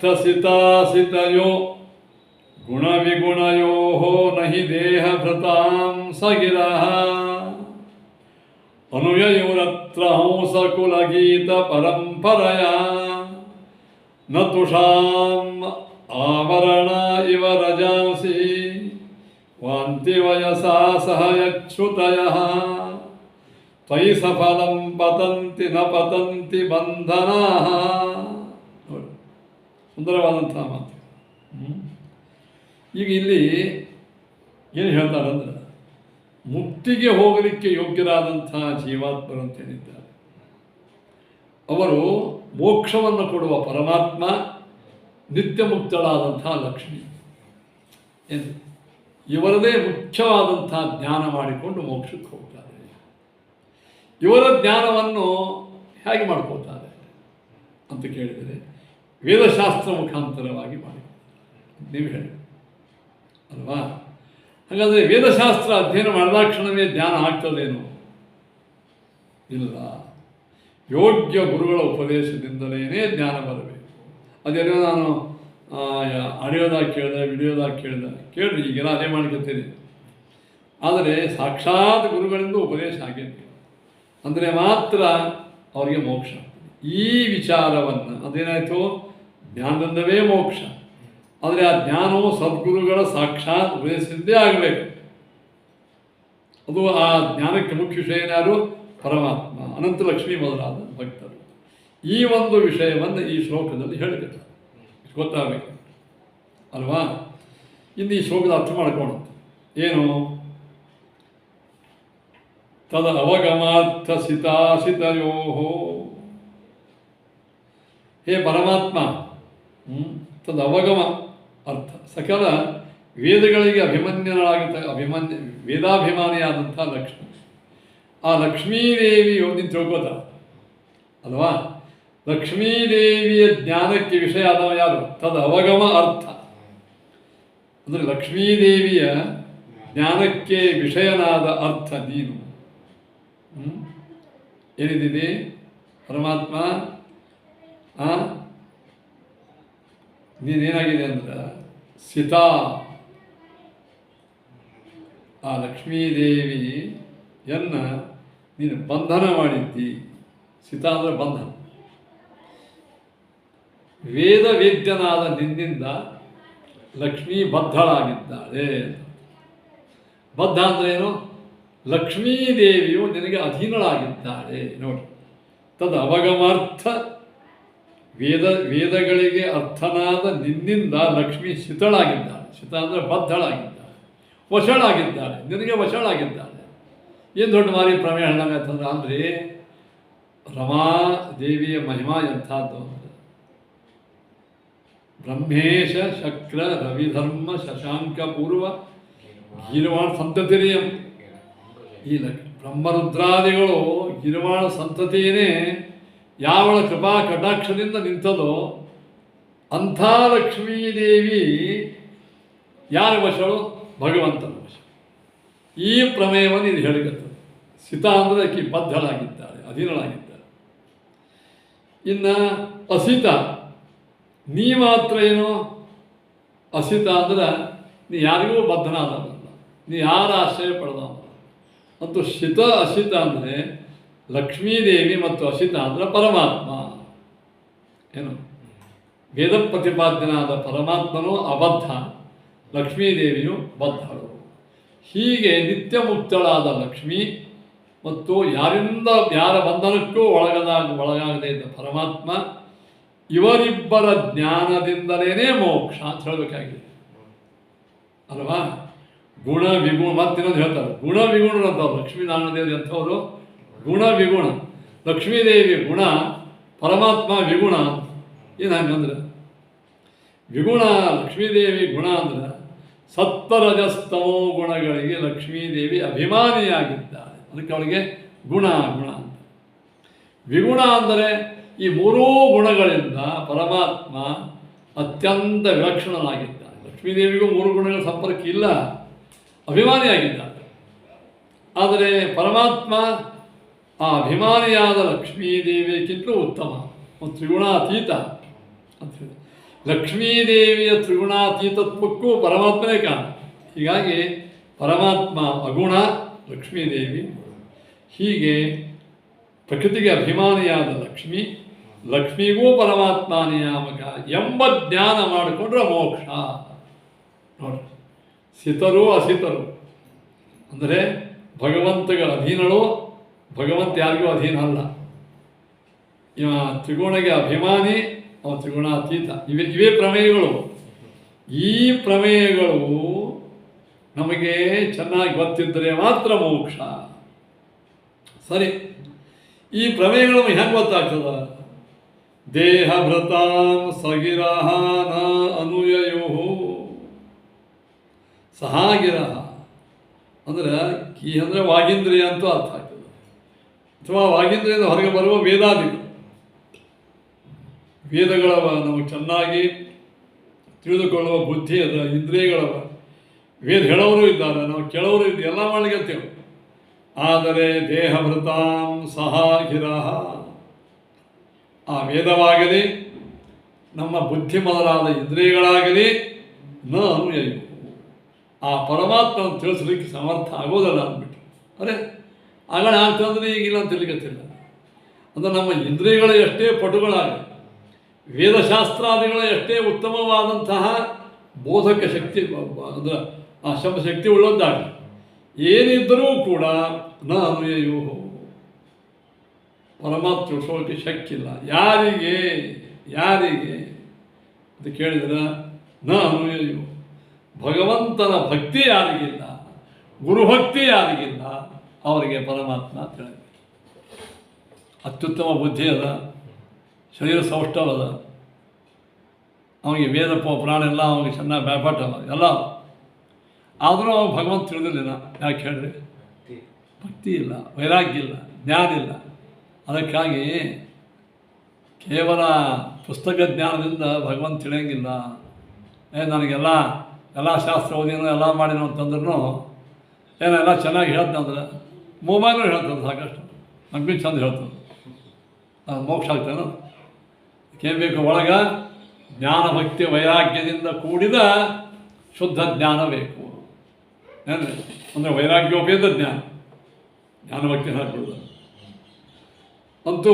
ಹಾಗಾದ್ರೆ ಆ ಶುದ್ಧವಾದಂಥ ಜ್ಞಾನ ಅದು ಹೇಗಿರಬೇಕು? ಈ ಶುದ್ಧವಾದಂತಹ ವೇದಶಾಸ್ತ್ರಗಳ ಜ್ಞಾನೋಪದೇಶ ಆಗಬೇಕು, ಉಪದೇಶವಾಗಬೇಕು. ಅದು ಉಪದೇಶ ಯಾರಿಂದಲೂ ಆಗಬಾರದು. ಪ್ರೋಕ್ತ ಅನ್ನೇನೈವ ಸುಜ್ಞಾನಾಯ ಪ್ರೇಷ್ಠ ಅಂತ ಹೇಳ್ತಾರೆ, ಕಾಟ್ಕೊಬಿಡತ್ತೆ. ಅನ್ನೇನೈವ ಅಂದ್ರೇನು? ಜೀವಾತ್ಮ ಪರಮಾತ್ಮರ ಸತ್ಯವಾದಂಥ ಭೇದ ಜ್ಞಾನವನ್ನು ಯಾವ ಮಾಡ್ಕೊಂಡಾನೋ ಏನ್ರಿ, ಆ ಭೇದಕ್ಕೆ ಪೋಷಕವಾದಂಥ ಶ್ರೇಷ್ಠೇನು ಧರ್ಮಗಳವ, ಭಗವದ್ ಧರ್ಮಗಳವ, ಚೆನ್ನಾಗಿ ತಿಳ್ಕೋಬೇಕು. ಏನ್ರಿ, ಪರಮಾತ್ಮ ನಮ್ಮಿಂದ ಭಿನ್ನ ಯಾಕೆ? ಸರ್ವಜ್ಞಾನ ಅಲ್ಪಜ್ಞ. ಏನ್ರಿ, ಇತ್ಯಾದಿ ಗುಣಗಳು ಚೆನ್ನಾಗಿ ಗೊತ್ತಾಗಬೇಕು. ಈ ಗುರು ಪರಂಪರಾದಿಂದ ಬಂದಿರತಕ್ಕಂತಹ ಜ್ಞಾನ ಯಾರು ಪಡೆದಾರ ಆ ಗುರುಗಳಿಂದ, ಅಂದರೆ ನಮಗೆ ಪಾಠ ಹೇಳುವ ಗುರುಗಳಿಗೆ ಒಂದು ಪರಂಪರೆ ಇರಬೇಕು. ಅವರು ಇವತ್ತಿಗೆ ಕಲ್ತು ಹಿಂಗೆ ನಾವು ಹೇಳಬಾರ್ದು. ಅವ್ರ ಗುರುಗಳು ಈ ಗುರು ಪರಂಪರಾದೊಳಗೆ ಬಂದಿರತಕ್ಕಂತಹ ಜ್ಞಾನಿಗಳ ಮುಖದಿಂದ ಉಪದೇಶ ಏನಾಗ್ತದೆ ಹೇಳಿ, ಅದು ಸರಿಯಾದ ಮೋಕ್ಷಕ್ಕೆ ಕಾರಣ. ಅದನ್ನು ಇಲ್ಲಿ ಹೇಳ್ತಾರೆ, ಅತ್ರ ಹಂಸ ಕುಲ ಗೀತ ಪರಂಪರೆಯ ಅನುಯಯೋ. ಸುಂದರವಂಥ ಮಾತು, ಹಂಸ ಕುಲ ಗೀತ ಪರಂಪರ. ಮುಂದಿನ ಅರ್ಥ ವಿಸ್ತಾರ ಮಾಡಿ ಹೇಳ್ತಾರೆ. ಇದು ಹಂಸರು ಒಂದು ಚತುರ್ಮುಖ ಬ್ರಹ್ಮದೇವರು, ಅವರ ಕುಲ, ಅವರ ಪರಂಪರಾ ಸರಕ ಸನಂದನ ಸನತ್ ಕುಮಾರಾದಿಗಳು, ಮುಂದೆಲ್ಲ ಆ ಪರಂಪರಾದ ಸನ್ಯಾಸಿಗಳು ಬರ್ತಾರೆ. ಆನಂದ ತೀರ್ಥ ಭಗವತ್ಪಾದಾಚಾರ್ಯರು, ಟೀಕಾರಾಯರು, ವ್ಯಾಸರಾಯರು, ವಾದರಾಜರು, ಉತ್ತಮ ತೀರ್ಥರು, ರಾಘವೇಂದ್ರರು, ಇವೆಲ್ಲ ಇದು ಹಂಸ ಕುಲ ಗೀತ ಅವರಿಂದ ಹೇಳಲ್ಪಟ್ಟಿರತಕ್ಕಂಥ ಪರಂಪರಾ. ಆ ಗುರುಗಳು ಅವ್ರು ಹೇಳಿರಬೇಕು, ಹಿಂಗೆ ಹೇಳಿರಬೇಕು. ಈ ಪರಂಪರಾದೊಳಗೆ ಯಾರು ಬಂದಿದ್ದಾರೆಯೋ ಆ ಮಹಾಜ್ಞಾನಿಗಳ ಪರಂಪರೆಯಲ್ಲಿ ಬಂದ ಸನ್ಯಾಸಿಗಳು ಇರ್ತಾರೆ, ಕೆಲವು ಗೃಹಸ್ಥಾಶ್ರಮಗಳು ಇರ್ತಾರೆ. ಅಂತಹ ಮಹಾವಿದ್ವಾಂಸರಿಂದ ಯಾರು ಪಾಠ ಪ್ರವಚನಗಳನ್ನು ಕೇಳಿದ್ದಾರೆಯೋ ಅವರ ಅನುಯಾಯಿಯು ಮೋಕ್ಷಕ್ಕೆ ಹೋಗುತ್ತಾರೆ ಹೊರತು ಬರೇ ಕೇವಲ ಏನೋ ತಿಳ್ಕೊಂಡು ಏನೋ ಮಾಡಿದ್ರು ಬರಂಗಿಲ್ಲ. ಶ್ರುತಯ ತುಷಾವರಣ ಇವ ವಯಸ ಸಹ ರಜಾಂಸಿ ನವಾಂತಿ. ನೋಡಿ, ತಮೋಯೋಗ್ಯರು ರಜೋಗುಣಿಗಳಿಗೆ ಶ್ರುತಿಗಳು ಅಲ್ಲೇ ಇದ್ದರೂ ಅವ್ರಿಗೇನು ಆ ಶ್ರುತಿಗಳ ಪ್ರಭಾವ ಆಗಂಗಿಲ್ಲ. ಹೆಂಗಾಗಿಲ್ಲ ಅಂದ್ರೆ ಒಂದು ದೃಷ್ಟಾಂತ ಕೊಡ್ತಾರೆ. ಒಂದು ಭತ್ತ ಅದ, ಒಳಗೆ ಅಕ್ಕಿ ಅದ, ಅಕ್ಕಿ ಮೇಲೆ ಭತ್ತ ಅದ. ಆ ಭತ್ತನ ನೀವು ರಾಡಿ ಒಳಗೆ ಒಗಿರಿ, ಧೂಳ ಒಳಗೆ ಒಗಿರಿ, ಆ ಧೂಳ ರಾಡಿ ಅಥವಾ ಸಕ್ಕರೆ ಒಳಗೆ ಒಗಿರಿ, ಎಲ್ಲೇ ಒಗಿರಿ, ಆ ಒಳಗಿನ ಅಕ್ಕಿ ಹತ್ತಂಗಿಲ್ಲ. ಹಾಗೆ ಅಯೋಗ್ಯರು ಅಜ್ಞಾನಗಳ ಮುಂದೆ ನೀವು ಏನು ಬೇಕಾದ ಶಂಕ ಹೊಡೆದ್ರೂ ಕೂಡ ಅದು ಅವರಿಗೆ ಮುಟ್ಟಂಗಿಲ್ಲ. ಆದ್ದರಿಂದ ಏನು ಮಾಡಬೇಕು, ಗುರುಗಳು ಯೋಗ್ಯರಿಗೇನೇ ಹೇಳ್ತಾರೆ ಅಂತ. ಈ ಪ್ರಕಾರವಾಗಿ ಬೋಧಯಂತಿ ನ ಬೋಧಯಂತಿ ಬಂಧನ ತ್ವಯಿ ಸಫಲಂ ಪತಂತಿ ನ ಪತಂತಿ ಬಂಧನ ಅಂದರೆ ಗೊತ್ತಂದರೆ ಶಾಸ್ತ್ರಾಧ್ಯಯನ ಮಾಡೋ, ಸಂಧ್ಯಾಮುಪಾಸೀತ ವಿಧಿ, ನ ಪಲಾಂಡೋ ಭಕ್ಷಯಿತ, ಉಳ್ಳಾಗಡ್ಡೆ ತಿನ್ನಬೇಡ, ಇದು ನಿಷೇಧ. ಈ ಬಂಧನ ಮತ್ತು ನಿಷೇಧ ವಿಧಿ ನಿಷೇಧ. ಈ ವಿಧಿ ನಿಷೇಧ ರೂಪ ಬಂಧನವನ್ನು ಮಾಡುವ ಯಾವ ಶ್ರುತಿಗಳು, ಶ್ರುತಿಗಳಿಗೆ ಬಂಧನ ಅಂತಾರೆ, ನಮಗೆ ಬಂಧನ ಮಾಡ್ತಾವೆ ಶ್ರುತಿಗಳು. ಈ ಶ್ರುತಿಗಳು ತ್ವಯಿ ಸಫಲಂ ಪತಂತಿ ನ ಪತಂತಿ. ಹೇ ಪರಮಾತ್ಮನೇ, ತ್ವಯಿ ನಿನ್ನ ವಿಷಯದಲ್ಲಿ ಸರಿಯಾಗಿರತಕ್ಕಂಥ ಜ್ಞಾನ ಯಾರಿಗೆ ಅದನೋ ಅವರಿಗೆ ಸಫಲಂ ಪತಂತಿ, ಅತ್ಯುತ್ತಮ ಫಲವಾದ ಮೋಕ್ಷವನ್ನೇ ಕೊಡ್ತಾನೆ. ನ ಪತಂತಿ, ಇದೇ ಶ್ರುತಿಗಳು ಅಯೋಗ್ಯರು, ನಿನ್ನಲ್ಲಿ ಭಕ್ತಿ ಇಲ್ಲದೇ ಇದ್ದವರಿಗೆ ಅವರು ಎಷ್ಟೇ ಶ್ರುತಿ ಕೇಳಿದರೂ ನ ಪತಂತಿ, ಅವರಿಗೆ ಅವು ಫಲವನ್ನು ಕೊಡಂಗಿಲ್ಲ.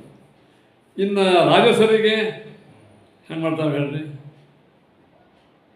ಅವರಿಗೆ ಪತಂತಿ ನ ಪತಂತಿ, ಸ್ವಲ್ಪ ಫಲ ಕೊಡ್ತಾವ, ಸ್ವಲ್ಪ ಕೊಡಂಗಿಲ್ಲ, ಎರಡು 50-50. ಹೀಗೆ ಸಾತ್ವಿಕ ರಾಜಸ ತಾಮಸ ಸ್ವಭಾವಕ್ಕೆ ಅನುಗುಣವಾಗಿ ವೇದಗಳು ಅವರವರಿಗೆ ಯೋಗ್ಯವಾದಂಥ ಫಲವನ್ನು ಕೊಡುತ್ತವೆ ಅಂತಿಷ್ಟ. ಅಯೋಗ್ಯರಿಗೆ ಫಲ ಕೊಡಂಗಿಲ್ಲ ಬಿಟ್ಟು ಹೇಳಿ. ಈ ರೀತಿಯಾಗಿ ಇದನ್ನೇ ಇದು ಭಾಷ್ಯ ಹೇಳ್ತಾರೆ. ಪರಮೇಶ್ವರಸ್ಯ ಅವಗಮಾತ್ ತದವಗಮಯಾಸ್. ನೋಡಿ, ಈಗ ನಾನು ಇಲ್ಲಿಯವರಿಗೆ ಹೇಳಿದ ವಿಚಾರವನ್ನು ಇಲ್ಲಿದೆ ಹೇಳಿದ್ದು ನಾನು. ಈಗ ನಿಮಗೆ ಆ ತಾತ್ಪರ್ಯ ಓದಿ ತೋರಿಸ್ತೇನೆ. ಭಗವಂತನ ಆ ಅವಗಮ ಜ್ಞಾನದಿಂದ ತದವಗಮಯ ಶ್ರೀ ಲಕ್ಷ್ಮೀದೇವಿ ತಯಾ ಅವಗಮ್ಯತ್ವಾತ್ ಅರ್ಥ ಪರಮಾತ್ಮ. ಲಕ್ಷ್ಮೀದೇವಿಯ ಜ್ಞಾನಕ್ಕೆ ವಿಷಯನಾಗಿದ್ದರಿಂದ ಪರಮಾತ್ಮ ಅರ್ಥ. ತೇನ ಬದ್ಧತ್ವ, ಲಕ್ಷ್ಮೀದೇವಿಯ ಜ್ಞಾನಕ್ಕೆ ವಿಷಯನಾದ ಭಗವಂತನಿಂದ ಲಕ್ಷ್ಮೀದೇವಿ ಬದ್ಧಳಾಗ್ಯಾಳ, ಅಂದರೆ ಅಧೀನಾಗಿದ್ದಾಳೆ, ದೇವರಿಗೆ ಅಧೀನಳಾಗಿದ್ದಾಳೆ. ಮತ್ತು ಆ ಲಕ್ಷ್ಮೀದೇವಿಗೆ ಸಿತಾ ಅಂತ, ಶ್ರೀಹಿ ಗುಣಾತ್ಮಿಕ, ಮತ್ತಕ್ಕೆ ಗುಣ ತ್ರಿಗುಣಗಳಿಗೆ ನಿಯಾಮ ಗುಣ ಅಂತ. ಸಗಿರ ವಾಕ್ ಪೂರ್ವಕಾಣಿ ಇಂದ್ರಿಯಾಣಿ ಶ್ರೇಯೋ ವಿಷ್ಣುಶ್ಚ ನಾನುಕೂಲ್ಯೋ. ಇಂಥ ನಮ್ಮ ವಾಗೀಂದ್ರಿಯ ಮತ್ತು ಎಲ್ಲ ವೇದಗಳು ಭಗವಂತನ ಭಕ್ತಿ ಇಲ್ಲದೇ ಇದ್ದರೆ ಅಯೋಗ್ಯರಿಗೆ ಆನುಕೂಲ್ಯನ ಯಯುಹು, ಅವರಿಗೆ ಎಂದೂ ಮೋಕ್ಷಕ್ಕೆ ಕಾರಣವಾಗುವುದಿಲ್ಲ. ಅನುಯಯುಶ್ಚ ಹಂಸಕುಲ ಗೀತ ಪರಂಪರೆಯ, ಹಂಸ ಬ್ರಹ್ಮದೇವರು, ಸನಕ ಸನಂದನಾದಿಗಳು, ದುರ್ವಾಸರು, ಮುಂದೆ ಕೇವಲ ತೀರ್ಥರು, ಪರತೀರ್ಥರು, ಪೂರ್ಣಪ್ರಜ್ಞರು, ಪದ್ಮನಾಭ ತೀರ್ಥರು, ನರಹರಿ ತೀರ್ಥರು, ಮಾಧವ ತೀರ್ಥರು, ಅಕ್ಷೋಭ್ಯ ತೀರ್ಥರು, ಜಯತೀರ್ಥರು, ಈ ರೀತಿಯ ಪರಂಪರಾ ಅದಲ್ಲ. ಈ ಪರಂಪರಾದೊಳಗೆ ಬಂದಿರತಕ್ಕಂಥ ಗುರುಗಳು, ಅವರ ಶಿಷ್ಯಂದರಿಂದ ಏನು ನಾವು ಈ ಭಾಗವತಾದಿ ಶಾಸ್ತ್ರವನ್ನು ಕೇಳ್ತೀವೋ ಅವರಿಗೆ ಅನುಯ, ಅವರಿಗೆ ಭಗವದ್ಜ್ಞಾನ ದ್ವಾರ ಮೋಕ್ಷ ಆಗ್ತದೆ. ಅಂತೂ ಏನಾಯ್ತು ಈಗ, ಇದು ಶ್ರುತಿಗೀತೆ ಏನು ಹೇಳ್ತೋ, ಕೇವಲ ಇಂದ್ರಿಯಗಳ ಚಲೋ ಇದ್ದರೂ ಮೋಕ್ಷಕ್ಕೆ ಹೋಗಂಗಿಲ್ಲ. ಕೇವಲ ವೇದಗಳ ಜ್ಞಾನ, ಅದು ಜ್ಞಾನ ಅಂದರೆ ಸಾಮಾನ್ಯವಾದಂಥ ಪುಸ್ತಕೀಯ ಜ್ಞಾನವಾದರೂ ಮೋಕ್ಷಕ್ಕೆ ಹೋಗುವುದಿಲ್ಲ. ಏನಾಗಬೇಕದು ಗುರುಗಳ ಮುಖಾಂತರವಾಗಿರ್ತದೆ. ಅದು ಸಾಮಾನ್ಯ ಯಾರು ಕಾಚಿ ಕುಚಿ ಗುರುಗಳಲ್ಲ. ಶ್ರೀಹಂಸಂ ಪರಮಾತ್ಮಾನಂ ಜೀಂದ್ರಂ ಸನಕಾದಿಕ, ಬ್ರಹ್ಮದೇವರಿಂದ ಆರಂಭವಾದ ಏನು ಹಂಸ ಕುಲ ಪರಂಪರಾದ ಹಂಸನಾಮಕ ಪರಮಾತ್ಮನ ಪೀಠದಲ್ಲಿ ಬಂದಿರತಕ್ಕಂಥ ಏನು ಜ್ಞಾನಿ ವರೇಣ್ಯರಿದ್ದಾರೆ, ಅವರವರ ಶಿಷ್ಯರಿಂದ ಬಂದಿರತಕ್ಕಂಥ ಆಚಾರ್ಯಂತನಿದ್ದಾರೆ, ಅವರ ಮುಖಾಂತರವಾಗಿ ನಾವು ತಿಳ್ಕೋಬೇಕೆ, ಅಯೋಗ್ಯ ತಿಳ್ಕೋಬಾರದು. ಯಥಾ ತುಷಾವೃತಾನಾಂ ತಂಡುಲಾನಾಂ, ಆಗ ಹೇಳಿದ್ದೆ ಯಾವ ರೀತಿಯಾಗಿ ಮೇಲಿನ ಭತ್ತದಿಂದ ಆವೃತವಾದ ಅಕ್ಕಿಗೆ ಹೊರಗಿನ ಧೂಳಿ ಕಣ ಹೆಂಗೆ ಬಡಂಗಿಲ್ಲವೋ, ಹಾಗೆ ರಜೋರೂಪಾನ್ ಮನುಷ್ಯ ನ ಯಾಂತಿ ಶ್ರುತಯ, ರಜೋರೂಪ ತಮೋಗುಣವುಳ್ಳವರಿಗೆ ಶ್ರುತಿಗಳೇನೂ ಪ್ರಭಾವ ಮಾಡಂಗಿಲ್ಲ. ವಯಸ್ಸಾ ಸಹ ಮಹತಾ ಕಾಲೇನಾಪಿ, ಅವರು ವಯಸ್ಸಾದರೆ ಭಾಳ 50-60 ವರ್ಷ ವೇದಾಧ್ಯಯನ ಮಾಡಿದರೂ ಕೂಡ ವೇದಗಳ ಪ್ರಭಾವ ಆಗೋದಿಲ್ಲ. ಏನ್ರಿ ಈಗ ಆಕಳ ಹಾಲಿನ ಕೆಚ್ಚಲು ಇರ್ತದೆ, ಕೆಚ್ಚಲು ಅದಕ್ಕೆ ಹುಳ ಇರ್ತಾವೆ ಹೊರಗೆ, ಅವು ಹಾಲಾಗಿನ ರುಚಿ ಅಂತ ಅಲ್ಲೇ ಇರ್ತಾವೆ, ಬೇರೆ ಅವ್ರು ಹಾಲು ಸಿಗಂಗಿಲ್ಲ. ಹಾಗೆ ಎಷ್ಟೋ ಮಂದಿ ವೇದವನ್ನು ಓದಿರ್ತಾರೆ, ಅದರಿಂದ ಏನೋ ದಂಧ ಮಾಡ್ತಿರ್ತಾರೆ, ರೊಕ್ಕ ತೊಗೊಂಡು ಮಾಡ್ತಾರೆ. ಅಂದರೆ ಅದ್ರ ಜ್ಞಾನ, ಅದ್ರ ಬಗ್ಗೆ ಆಸ್ತಿಗೆ ಬುದ್ಧಿ ಇರೋಂಗಿಲ್ಲ, ಜ್ಞಾನ ಇರೋಂಗಿಲ್ಲ, ಇದ್ದರೂ ಕೂಡ ಆಸ್ತಿ ಆಗೋಂಗಿಲ್ಲ. ಅಂಥವರು 50-60 ವರ್ಷ ವೇದಾಧ್ಯಯನ ಮಾಡಿದರೂ ಕೂಡ ಅವರಿಗೆ ವಯಸ್ಸಾದ್ರ ಸ ಮಹತಾ ಕಾಲೇನಾಪಿ ನ ಯಾಂತಿ ಶ್ರುತಿಯ ಜ್ಞಾನವರಿಗೆ ಅತಸ್ತ್ವಯಿ ಸಫಲಂ ಪತಂತಿನ ಪತಂತಿ ಚ ವಿಧಿ ನಿಷೇಧ ರೂಪೇಣ ಬಂಧನಾತ್ಮಿಕ, ವಿಧಿ ನಿಷೇಧ ರೂಪಾತ್ಮಕ, ವಿಧಿ ನಿಷೇಧ ರೂಪ ಬಂಧನವನ್ನು ಮಾಡುವ ವೇದಗಳು ಜ್ಞಾನಿಗಳಿಗೆ ಸಫಲ, ಅಜ್ಞಾನಿಗಳಿಗೆ ವಿಫಲ ಅಂತ ಹೇಳ್ಬಿಟ್ಟು, ಇದನ್ನೇ ಶ್ರೀಮದಾಚಾರ್ಯರು ಇನ್ನಿಷ್ಟು ಪ್ರಮಾಣ ಕೊಟ್ಟು ತಿಳಿಸ್ತಾರೆ. ಇಲ್ಲಿ ನೋಡ್ರಿ, ಪಾಠದ ಪದ್ಧತಿ ಹಂಗದ, ಶ್ಲೋಕಗಳಿಗೂ ಅದೇ ಅರ್ಥ, ತಾತ್ಪರ್ಯಕ್ಕೂ ಅದೇ ಅರ್ಥ. ಆ ತಾತ್ಪರ್ಯವನ್ನು ಗಟ್ಟಿ ಮಾಡಲಿಕ್ಕೆ ಶ್ರೀಮದಾಚಾರ್ಯ ಕೊಟ್ಟಿರತಕ್ಕಂಥ ಪ್ರಮಾಣ ಶ್ಲೋಕಕ್ಕೂ ಅದೇ ಅರ್ಥ. ಹೀಗಾಗಿ ನಾವು 3 ಸಲ ಕೇಳೋದ್ರಿಂದ ಹ್ಯಾಮರಿಂಗ್ ಆಗ್ತದೆ. ಇಷ್ಟು ಕೇಳಿದ್ರೂ ಮರ್ತು ಹೋಗ್ತಾನೆ ಅನಿವಾರ್ಯ. ನೋಡಿ, ಜಾನಾತಿ ಪ್ರಕೃತಿರ್ ವಿಷ್ಣು ನೇಯೋ ವಿಷ್ಣುಸ್ತು ನಿರ್ಗುಣ, ಪ್ರಕೃತಿಗೆ ಅಭಿಮಾನಿಯಾದ ಲಕ್ಷ್ಮೀದೇವಿಯು ವಿಷ್ಣು ಜಾನಾತಿ, ವಿಷ್ಣು ಪರಮಾತ್ಮನ ಚೆನ್ನಾಗಿ ತಿಳ್ಕೊಳ್ತಾರೆ. ಅದು ಯುಕ್ತ ಪ್ರಕಾರನೇ. ವಿಷ್ಣು ಪರಮಾತ್ಮ ಜ್ಞೇಯ, ವಿಷ್ಣುಸ್ತು ನಿರ್ಗುಣ, ಆ ಪರಮಾತ್ಮನಿಗೆ ಸತ್ವಾದಿ ಗುಣಗಳು ಇಲ್ಲ. ತೌ ಭೌ ನ ವಿಜಾನಂತಿ ಋತೆ ಬ್ರಹ್ಮ ಪರಂಪರಾ, ಬ್ರಹ್ಮ ಪರಂಪರಾಮೃತೆ, ಚತುರ್ಮುಖ ಬ್ರಹ್ಮದೇವರೇನು ಸಾತ್ವಿ ಗುರು ಪರಂಪರಾದ ಈ ಗುರು ಪರಂಪರೆಯ ಸಹಾಯವಿಲ್ಲಾದೇನೆ ಲಕ್ಷ್ಮೀನಾರಾಯಣ ದೇವರ ಜ್ಞಾನ ನಿಮಗೆ ಆಗಂಗಿಲ್ಲ. ಮೋಕ್ಷಕ್ಕೆ ಬೇಕಾಗಿದ್ದೇ ಅವರ ಜ್ಞಾನ ತಾನೆ ಅಲ್ವಾ.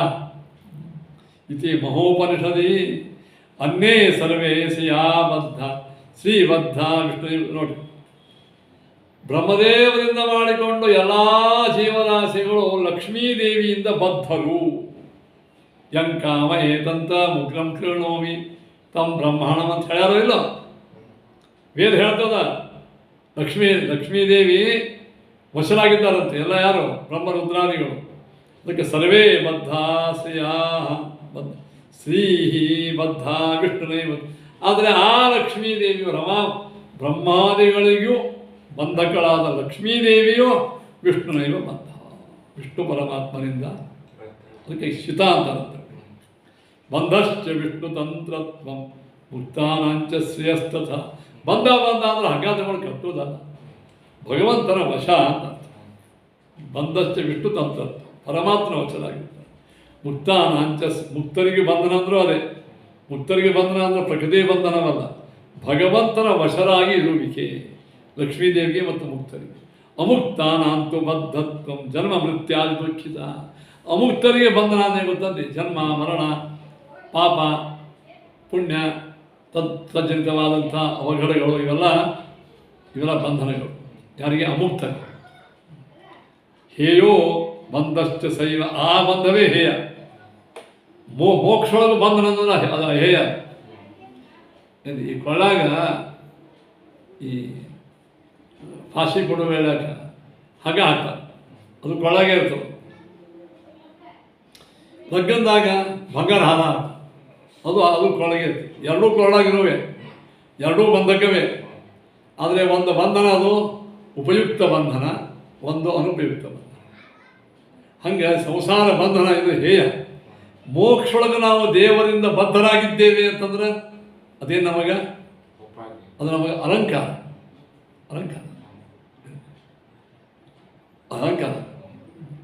ಈಗ ಹೇಳ್ತಾರೆ ಮೋಕ್ಷೊಳಗೂ ಬಂಧನದ ಅಂದ್ರೆ ಮೋಕ್ಷ ಅಂದ್ರೆ ಬಂಧ ಮುಕ್ತಿ ಅಂದ್ರೆ ಸುಖ ದುಃಖಾದಿಗಳನ್ನು ಕೊಡುವ ಪ್ರಕೃತಿ ಬಂಧನ ಮುಕ್ತರಾಗೋದು. ದೇವರ ಬಂಧನ ಅಂದ್ರೆ ಅದೇನು ಮೋಕ್ಷ ಆಗಲ್ಲ, ಸುಖವನ್ನೇ ಕೊಡ್ತಿರ್ತದ ಅಲ್ವಾ. ಮತ್ತು ಸ್ವಚ್ಛವಶೆ, ಅದಕ್ಕೆ ಆಚರಣೆ ಸ್ವಚ್ಛವಶೆ, ತನಕ್ಕಿಂತಲೂ ಉತ್ತಮರ ವಶದಲ್ಲಿ ಇರುವುದು ಅದು ಬಂಧನ ಅಲ್ಲ, ಅದು ಆನಂದ ಇರ್ತದೆ. ಗುಣಾತ್ಮಿಕ ನೋಡಿ, ಅದು ಗುಣಾತ್ಮಿಕ ಆಚ ಸಹಾದೇವಿ ನಿರ್ಗುಣ ಪುರುಷೋತ್. ಅದಕ್ಕೆ ತ್ರಿಗುಣಗಳಿಗೆ ನಿಯಾಮಕರಾಗಿದ್ದರಿಂದ ಲಕ್ಷ್ಮೀದೇವಿಗೆ ಗುಣಿ ಅಂತಂತಾರೆ, ಪರಮಾತ್ಮ ನಿರ್ಗುಣ ಅಂತಂತಾರೆ. ಶೈವ ವಿಷ್ಣು ವಿಜಾನಾತಿ ಜ್ಞೇಯೋ ಜ್ಞಾತಾಚ ಕೇಶವ. ನೋಡ್ರಿ, ಅಂತಹ ಲಕ್ಷ್ಮೀದೇವಿಯೇ ಬ್ರಹ್ಮಾದಿ ಎಲ್ಲ ಜೀವರಾಶಿಗಳಕ್ಕಿಂತಲೂ ಭಗವಂತನನ್ನು ಚೆನ್ನಾಗಿ ತಿಳ್ಕೋತಾನೆ. ಜ್ಞಾತಾಚ ಕೇಶವ ತಾವನ್ ಅನ್ನೇ ವಿಜಾನಂತಿ. ವಿಷ್ಣು ಪರಮಾತ್ಮಂತೂ ಸರ್ವಜ್ಞ. ತವು ಅನ್ನೇ ವಿಜಾನಂತಿ ವಿನಾಹುಸ ಪರಂಪರಾ.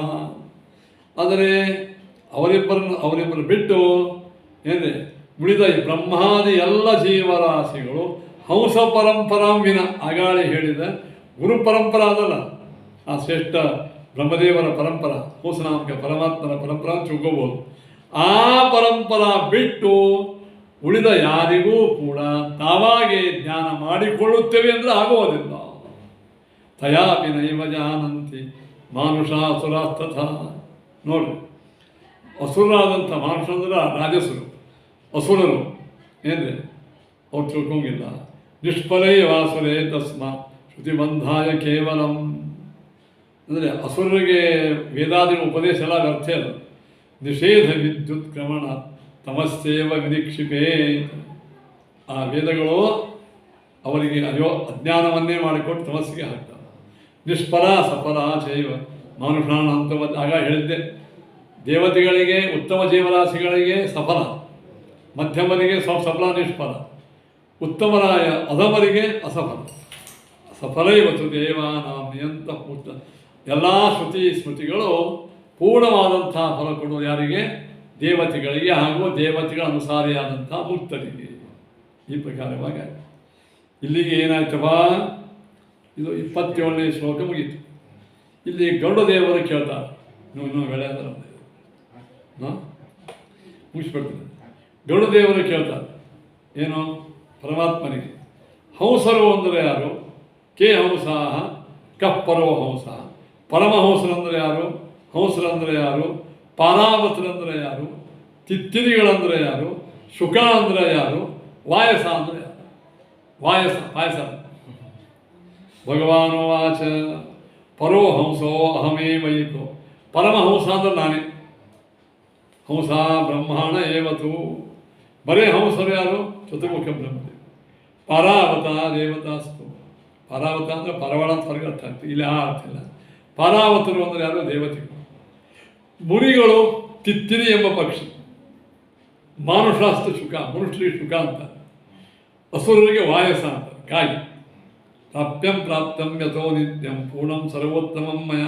ಅಥವಾ ಪರಮಾತ್ಮನಿಗೆ ಹಂಸ ಅಂದರೆ ಪರಮಹಂಸ ಅಂತಂದ್ರೆ ಈಗ ಗೊತ್ತಂದ್ರಿ. ಪರಮಹಂಸ ಶಬ್ದಕ್ಕೆ ಅರ್ಥ ಮಾಡ್ಯಾರ. ಏನು ಮಾಡ್ಯಾರಂದ್ರೆ, ಭಗವಂತನು ಪ್ರಾಪ್ಯವಾದ ಎಲ್ಲ ವಸ್ತುಗಳನ್ನು ಪಡೆದು ಬಿಟ್ಟಾನ ಪರಮಾತ್ಮ. ಪರಮತ್ವಂ ಹಂತಿ ಗಚ್ಚತಿ ಸಂಪೂರ್ಣಂ ಇತಿ ಪರಮಹಂಸ. ಅಂದರೆ ಹನಗತ್ಯೋ ಅಂದರೆ ಪರಮಾತ್ಮ ಅಂದರೆ ಏನೇನು ಸರ್ವೋತ್ತಮತ್ವಕ್ಕೆ ಪ್ರಯೋಜಕವಾದಂಥ ಏನು ಧರ್ಮಗಳವನು ಅವೆಲ್ಲವೂ ಭಗವಂತಗ ನಿತ್ಯವಾಗಿ ಅವ. ಅದಕ್ಕೆ ಪರಮಹಂಸ ಅಂದರೆ ಪರಮತ್ವವು ಯಾವನಿಗೆ ಹಂಸ ಪೂರ್ಣವಾಗಿ ಬಂದು ಬಿಟ್ಟಿದೆ. ಅದು ಪರಮಹಂಸ ಪರಮಾತ್ಮನು. ಇನ್ನು ಚತುರ್ಮುಖ ಬ್ರಹ್ಮದೇವರು ಅವರೂ ಕೂಡ ತಮ್ಮ ಪ್ರಕಾರವಾಗಿ ಅವರು ಹಂಸ, ಅಲ್ಲಿಯೂ ಕೂಡ ಹಂಸ ಅಂದರೆ ಪಡೆದಿದ್ದಾರೆ. ಭಗವಂತ ಅನುಗ್ರಹದಿಂದ ಉತ್ತಮವಾದಂಥ ಯೋಗ್ಯತೆಯನ್ನು ಪಡೆದಿದ್ದಾರೆ. ಅದಕ್ಕೆ ಅವರು ಬರೇ ಹಂಸರು. ಯತ ಪ್ರಾಪ್ತವ್ಯಾಶೇಷಂ ಸರ್ವಜೀವೋತ್ತಮಂ ಶುಭಂ. ಭಗವಂತನಕ್ಕಿಂತಲೂ ಕಡಿಮೆ ಇದ್ದರೂ ಅವ್ರು ಏನು ಪಡಿಬೇಕು ಅದು ಪಡೆದ. ಅದಕ್ಕೆ ಇಲ್ಲಿ ಹನ ಎಂಬ ಧಾತುವಿಗೆ ಗತಿ ಅಂತ ಅರ್ಥ. ಗತಿ ಅಂದರೆ ಪ್ರಾಪ್ತಿ ಅಂತ ಅರ್ಥ. ಅದಕ್ಕೆ ಹೇಳಿದರು ಪ್ರಾಪ್ಯಂ ಪ್ರಾಪ್ತಂ ಯಥೋ ನಿತ್ಯಂ ಪೂರ್ಣಂ ಸರ್ವೋತ್ತಮಂ ಮಯ. ಪ್ರಾಪ್ಯವಾದದ್ದು ಎಲ್ಲವೂ ನನಗೆ ಪ್ರಾಪ್ತ ಆಗಿಬಿಟ್ಟದು, ನಿತ್ಯವೂ ಪ್ರಾಪ್ತಿ ಅದ ನನಗೆ. ಹೀಗಾಗಿ ನಾನು ಪರಮಹಂಸ. ಇನ್ನು ಬ್ರಹ್ಮದೇವರಿಗೂ ಅವರ ಯುಕ್ತ ಪ್ರಕಾರ ಪ್ರಾಪ್ತ ಆಗಿದೆ. ಅವರು ಹಂಸರು, ಭಗವಂತನಂತೆ ಭಗವಂತನಕ್ಕಿಂತ ಕಡಿಮೆ. ಅಥೋ ಬ್ರಹ್ಮಪದೇ ಯೋಗ್ಯ ಜೀವಾ ಹಂಸ ಪ್ರಕೀರ್ತಿತ. ಬ್ರಹ್ಮಪಟ್ಟಕ್ಕೆ ಬರಲು ಯೋಗ್ಯರಾದ ರುಜುಗಳೆಲ್ಲರೂ ಹಂಸರು ಅಂತಂತಾರೆ. ತೇಷಾಂ ಪರಂಪರಾ ಪ್ರಾಪ್ತಂ ಯೈ ಜ್ಞಾನಂ ನೇಮೇನತು. ಈ ಹಂಸರಂಥ ಹೆಸರುಗಳ ರುಜುಗಳಿದ್ದಾರಲ್ಲ ಬ್ರಹ್ಮದೇವರು, ಇವರ ಪರಂಪರಾದೊಳಗೆ ಬಂದಿರತಕ್ಕಂಥ ಸನಕಾದಿಗಳು, ದುರ್ವಾಸರು, ಮುಂದೆ ಪ್ರಾಜ್ಞತೀರ್ಥರು, ಕೈವಲ್ಯತೀರ್ಥರು, ಮಧ್ವಾಚಾರ್ಯ, ಅಚ್ಯುತಪ್ರೇಕ್ಷರು, ಮಧ್ವಾಚಾರ್ಯರು, ಮುಂದೆ ಪರಂಪರಾ ಅದಲ್ಲ ಏನಿದು ಆ ಪರಂಪರಾ ಪ್ರಾಪ್ತ ಗುರುಗಳು. ಯೈ ಜ್ಞಾನಂ ನೇಮೇನತು. ಯಾರೋ ಇವರಿಂದ ಜ್ಞಾನ ಪಡೆದಿದ್ದಾರೆಯೋ ತೇ ಮುಚ್ಚಂತೆ ನೈವ ಅನ್ನೇ, ಬೇರೆ ಅಲ್ಲ. ಗುರು ಬ್ರಹ್ಮಾಯತೋ ನೋಣ. ಯಾಕೆ ಎಲ್ಲರಿಗೂ ಮುಕ್ತಿಯೋಗ್ಯ ಎಲ್ಲ ಜೀವರಾಶಿಗಳಿಗೂ ಬ್ರಹ್ಮದೇವರೇ ಗುರು. ಏನ್ರಿ ದೈವತಂ ಅಹಮೇ ಬೇಕು. ಗುರುಗಳು ಬ್ರಹ್ಮದೇವರು, ಮುಖ್ಯ ದೇವತಾ ನಾನು.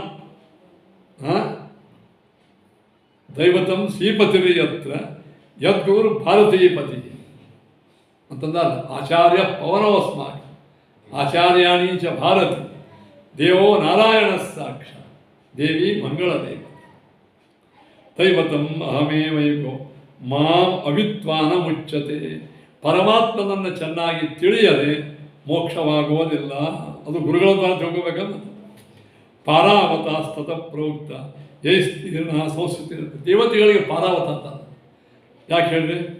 ಪಾರಾವತರು ಅಂತಂದ್ರೆ ಪರ ಅಂದ್ರೆ ಅವತ ಅಂದರೆ ಪರ ಅಂದರೆ ಬ್ರಹ್ಮದೇವರು. ಬ್ರಹ್ಮದೇವರಕ್ಕಿಂತಲೂ ಅವತರಾಗಿದ್ದಾರೆ, ಕಡಿಮೆ ಇದ್ದಾರೆ ದೇವತೆ. ಅದಕ್ಕೆ ಪಾರಾವತ. ಪರ ಅಂದರೆ ಬ್ರಹ್ಮದೇವರು ಪರಮಾತ್ಮ, ಅವನಿಗಿಂತ ದೇವರ ಅವತ ಕಡಿಮೆ ಆಗಿದ್ದ, ಅದಕ್ಕೆ ಪಾರಾವತ. ಇನ್ನು ತಿತ್ತಿರಿ ಪಕ್ಷಿ ಇದ್ದದ. ಆ ತಿತ್ತಿರಿ ಪಕ್ಷಿ ಋಷಿಗಳು ತಿತ್ತಿರಿ ಪಕ್ಷಿ. ಯಾಕೆ ಅವ್ರೇನು ಮಾಡಿದ್ದಾರೆ ಹೇಳ್ರಿ?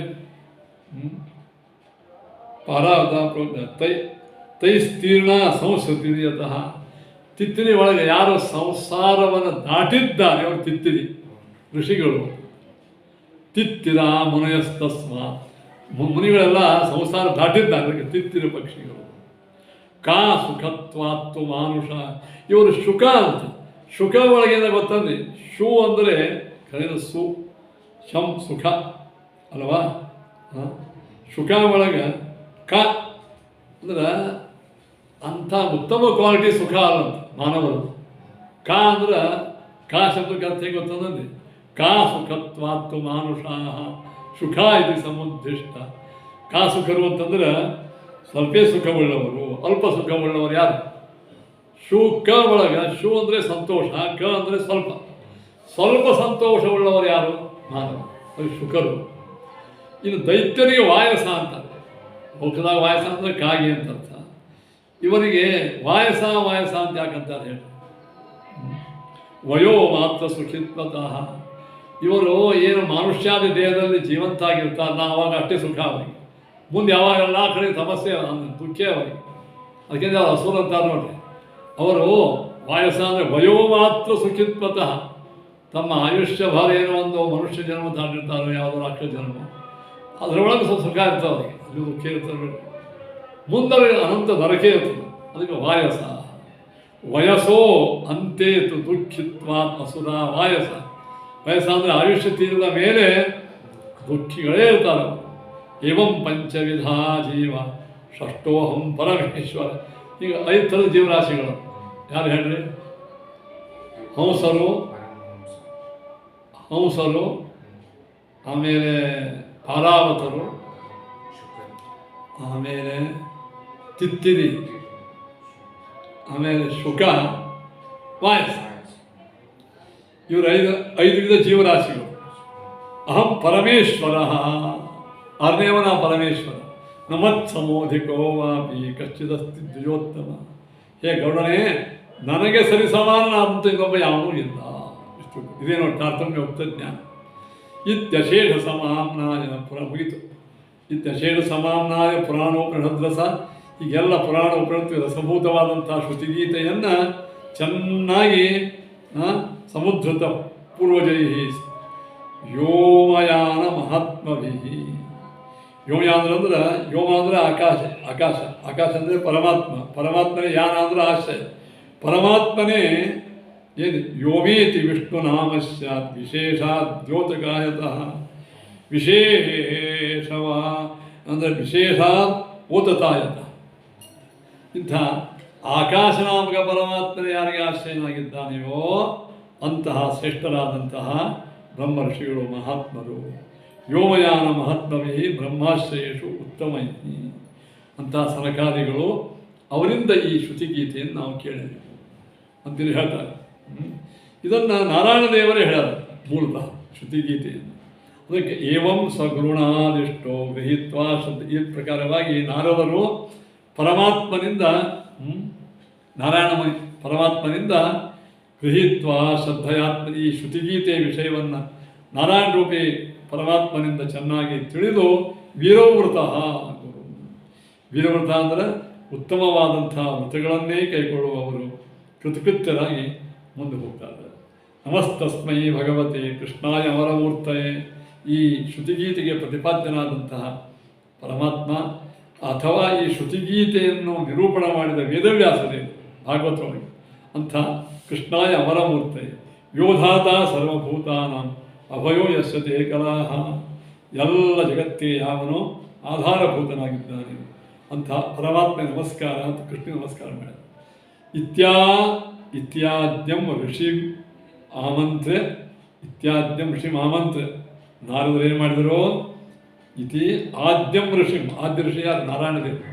ಅವರಿಗೆ ನಮಸ್ಕಾರ ಮಾಡಿ ಆಜ್ಞಾ ತಗೊಂಡು ಅಲ್ಲಿಂದ ಹೊರಟು ತಥೋ ಅಗಾತ್ ಆಶ್ರಮಂ ಸಾಕ್ಷಾತ್ ಅಲ್ಲಿ ಬಂದರು. ಕೃಷ್ಣದ್ವಯಪಾಯನ ವೇದವ್ಯಾಸರ ಆಶ್ರಮಕ್ಕೆ ಬಂದರು. ವೇದವ್ಯಾಸರು ನಾರದರು ಬಂದಂತ ಅವರಿಗೆ ಬ್ರಾಹ್ಮಣರು ತಿಳ್ಕೊಂಡು ಯೋಗಿ ಆಸನ ಕೊಟ್ಟು ಮರ್ಯಾದೆ ಮಾಡಿ ಕೂಡಿಸಿದ್ರು. ಅಂಥ ವೇದವ್ಯಾಸ ದೇವರ ಮುಂದೆ ತಸ್ಮೈ ತದ್ವರ್ಣಯಾಮಾಸ ನಾರಾಯಣ ಮುಖಾಶ್ರುತ. ಆ ಮೊದಲಿಗೆ ನಾರಾಯಣ ದೇವರ ಮುಖದಿಂದ ಏನು ಇದು ಶ್ರುತಿಗೀತವನ್ನು ಕೇಳಿದ್ರೋ ನಾರದರು, ಅದನ್ನು ವೇದವ್ಯಾಸ ದೇವರ ಮುಂದೆ ಏನು ಮಾಡಿದರು? ವರ್ಣಯಾಮಾಸ, ಅನುವಾದ ಮಾಡಿದರು, ಹೇಳಿದರು ಅಂತ. ಇದಕ್ಕೆ ಸ್ವಲ್ಪ ನಾರದರು ವರ್ಣನ ಮಾಡಿದರು. ಕಥಾ ಕಥೆಯತ್ ಈಶಸ್ಯ ವ್ಯಾಸಸ್ಯಾಂತೆ ಸ ನಾರದ. ಅಂದರೆ ವೇದವ್ಯಾಸ ದೇವರಿಗೆ ನಾರದರು ಉಪದೇಶ ಮಾಡಿದರು, ವರ್ಣನ ಮಾಡಿದರು. ಉಪದೇಶ ಮಾಡಂಗಿಲ್ಲ, କିନ୍ତୁ ಆ ನಾರದರು ಹೇಳಿದ್ದನ್ನು ಅನುವಾದ ಮಾಡಿದರು. ಅನುವಾದ ವೇಳೆ ಸ್ತೋತ್ರವನ್ನೂ ಮಾಡಿದರು. ಯಾಕೆ ಉಪದೇಶದ ಯಾಕೆ ಅನ್ನಬಾರದು ಕೇಳಿದರೆ, ನಾರದರು ಯೋಗ್ಯತೆಯಲ್ಲಿ ಭಾಳ ಸಣ್ಣವರು. ವೇದವ್ಯಾಸರು ಸಾಕ್ಷಾತ್ ಪರಮಾತ್ಮ, ಅವನಿಗೆ ಇವ್ರು ಯಾಕೆ ಜ್ಞಾನ ಕೊಡಬೇಕು? ಆದ್ದರಿಂದ ಸ್ತುತ್ಯರ್ಥಂ ತಸ್ಯ ದೇವಸ್ಯ ಜ್ಞಾಪನಾಯತು ತತ್ವಚಿತ ಅನ್ನೋ ಸ್ತುತ್ಯರ್ಥಂ, ಆ ಪರಮಾತ್ಮನ ಸ್ತೋತ್ರ ಮಾಡುವ ನೆವದಿಂದ ಇದನ್ನು ಹೇಳ್ಯಾರ ಹೊರತು ಅವರಿಗೆ ತಿಳಿಸಲಿಕ್ಕೆ ಅಲ್ಲ. ಪೂರ್ಣಜ್ಞಾನಾಮೃತಸ್ಯಾಸ್ಯ ನತು ಜ್ಞಪ್ತಿ ಪರಾತ್ಮವೇ. ಪರಿಪೂರ್ಣವಾದಂಥ ಶುದ್ಧ ಜ್ಞಾನ ಸ್ವತಃ ಸ್ವಾಭಾವಿಕವಾಗಿ ದೇವರಿಗೆ ಇದಕ್ಕಾಗಿ ಪರಾತ್ಮವೇ. ಇನ್ನೊಬ್ಬರಿಗೆ ಹೆಂಗೆ ಬರ್ತದಲ್ಲ ಜ್ಞಾನ, ಹಂಗೆ ಅವರಿಗೆ ಉಪದೇಶದಿಂದ ಬರುವ ಜ್ಞಾನ ಅಲ್ಲ. ಋಷಿರೂಪಿ ಯಥೋ ವಿಷ್ಣು ಸ್ವಯಮೇವ ಜನೇಶ್ರುತಃ.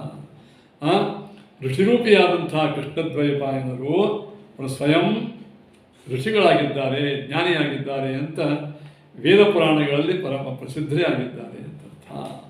ಈ ರೀತಿಯಾಗಿ ಮುಗಿಸಿ ಕೊನೆಗೆ ಶ್ರುತಿಗೀತೆಯನ್ನು ಮುಗಿಸ್ತಾರೆ. ಅದನ್ನು ಭಗವಂತನಿಗೆ ನಮಸ್ಕಾರ ಮಾಡಿ ಶ್ರುತಿಗೀತೆಗೆ ಪ್ರತಿಪಾದ್ಯನಾದ ಪರಮಾತ್ಮನನ್ನು ಮತ್ತು ಶ್ರೇಷ್ಠನಾದಂಥ ವೇದವ್ಯಾಸರನ್ನು ಸ್ಮರಣೆ ಮಾಡ್ತಾರೆ. ಇಲ್ಲಿ ಏನು ಮಾಡ್ತಾರೆ?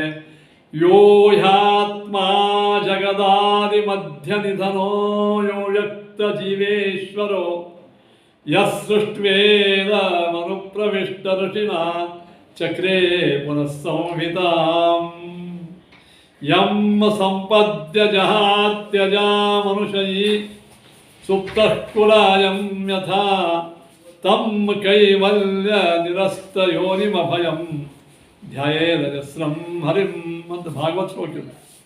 ಏನು? ಯಾವ ಪರಮಾತ್ಮ ಜಗತ್ತಿನ ಸೃಷ್ಟಿ ಸ್ಥಿತಿ ಸಂಹಾರ ನಿಯಮನಗಳಿಗೆ ಕಾರಣನಾಗಿದ್ದಾನೆ, ಯಾವ ಪರಮಾತ್ಮ ಪ್ರಕೃತಿ ಮತ್ತು ಪುರುಷರಿಗೆ ನಿಯಾಮಕನಾಗಿದ್ದಾನೆ, ಯಾವ ಪರಮಾತ್ಮ ಜಗತ್ ಸೃಷ್ಟಿಯನ್ನು ಮಾಡಿ ತಾನೇ ಒಳಗೆ ಹೊಕ್ಕು ಅದಕ್ಕೆ ಒಳಗೆ ಪ್ರೇರಣೆ ಮಾಡ್ತಾನೆ, ಯಾವನು ವೇದವ್ಯಾಸಾದಿ ರೂಪಗಳಿಂದ ಈ ಭಾಗವತಾದಿ ಪುರಾಣ ನಿರ್ಮಾಣವನ್ನು ಮಾಡಿ ತಿಳಿಸ್ತಾನೆ. ಯಂ ಸಂಪದ್ಯ ಜಹಾತಿ ಅಜಾ ಮನುಷ್ಯ, ಯಾವ ಪರಮಾತ್ಮನನ್ನು ಪಡೆದು ಹೊಂದಿ ಅನಾದಿ ಕಾಲದ ನಮಗೆ ಬಂಧಕವಾದಂಥ ಈ ಪ್ರಕೃತಿ ಬಂಧನದಿಂದ ಪ್ರಕೃತಿಯಲ್ಲೇ ಬಂದು ಮಲ್ಕೊಂಡಿರ್ತಕ್ಕಂಥ ಅಜ್ಞಾನ ಎಂಬ ಅಂಧಕಾರದಾಗ ಮಲ್ಕೊಂಡಿರ್ತಕ್ಕಂಥ ಜೀವನು ಭಗವಂತ ಅನುಗ್ರಹದಿಂದ ಮೇಲೆ ಎದ್ದು ಹಕ್ಕಿ ಬೆಳಗಾದ ಕೂಡಲೇ ತನ್ನ ಗೂಡಿನಿಂದ ಹೆಂಗೆ ಹೊರಗೆ ಹಾರಿ ಹೋಗ್ತದೋ ಹಾಗೆ ಜ್ಞಾನದಿಂದ ಈ ಮುಕ್ತನಾಗ್ತಾನೆ ಜೀವಾತ್ಮ. ತಮ್ಮ ಅಂಥ ಎಲ್ಲರಿಗೂ ಮೋಕ್ಷವನ್ನು ಕೊಡುವ ಸಾತ್ವಿಕರಿಗೆ ತಮ್ಮ ಕೈವಲ್ಯ ನಿರಸ್ತ ಯೋನಿಮಭಯಂ. ಆ ನಿರಸ್ತ ಯೋನಿ ಅಂದ್ರೇನು? ಯೋನಿ ಅಂದರೆ ಜನ್ಮ.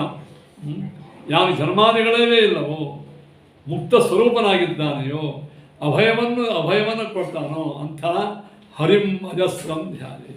ಇಂತಹ ಶ್ರೀ ಗ್ರಂಥ ಪ್ರತಿಪಾದ್ಯನಾದ ಅಥವಾ ಈ ಶ್ರುತಿಗೀತೆಗೆ ಪ್ರತಿಪಾದ್ಯನಾದ ಪರಮಾತ್ಮನನ್ನು ನಿರಂತರವಾಗಿ ನಾವು ಧ್ಯಾನವನ್ನು ಮಾಡ್ತೇವೆ. ಋಷಿರೂಪೇಣ ಅಂತಂದ, ವೇದವ್ಯಾಸ ರೂಪದಿಂದ ಅಂತ ಅರ್ಥ.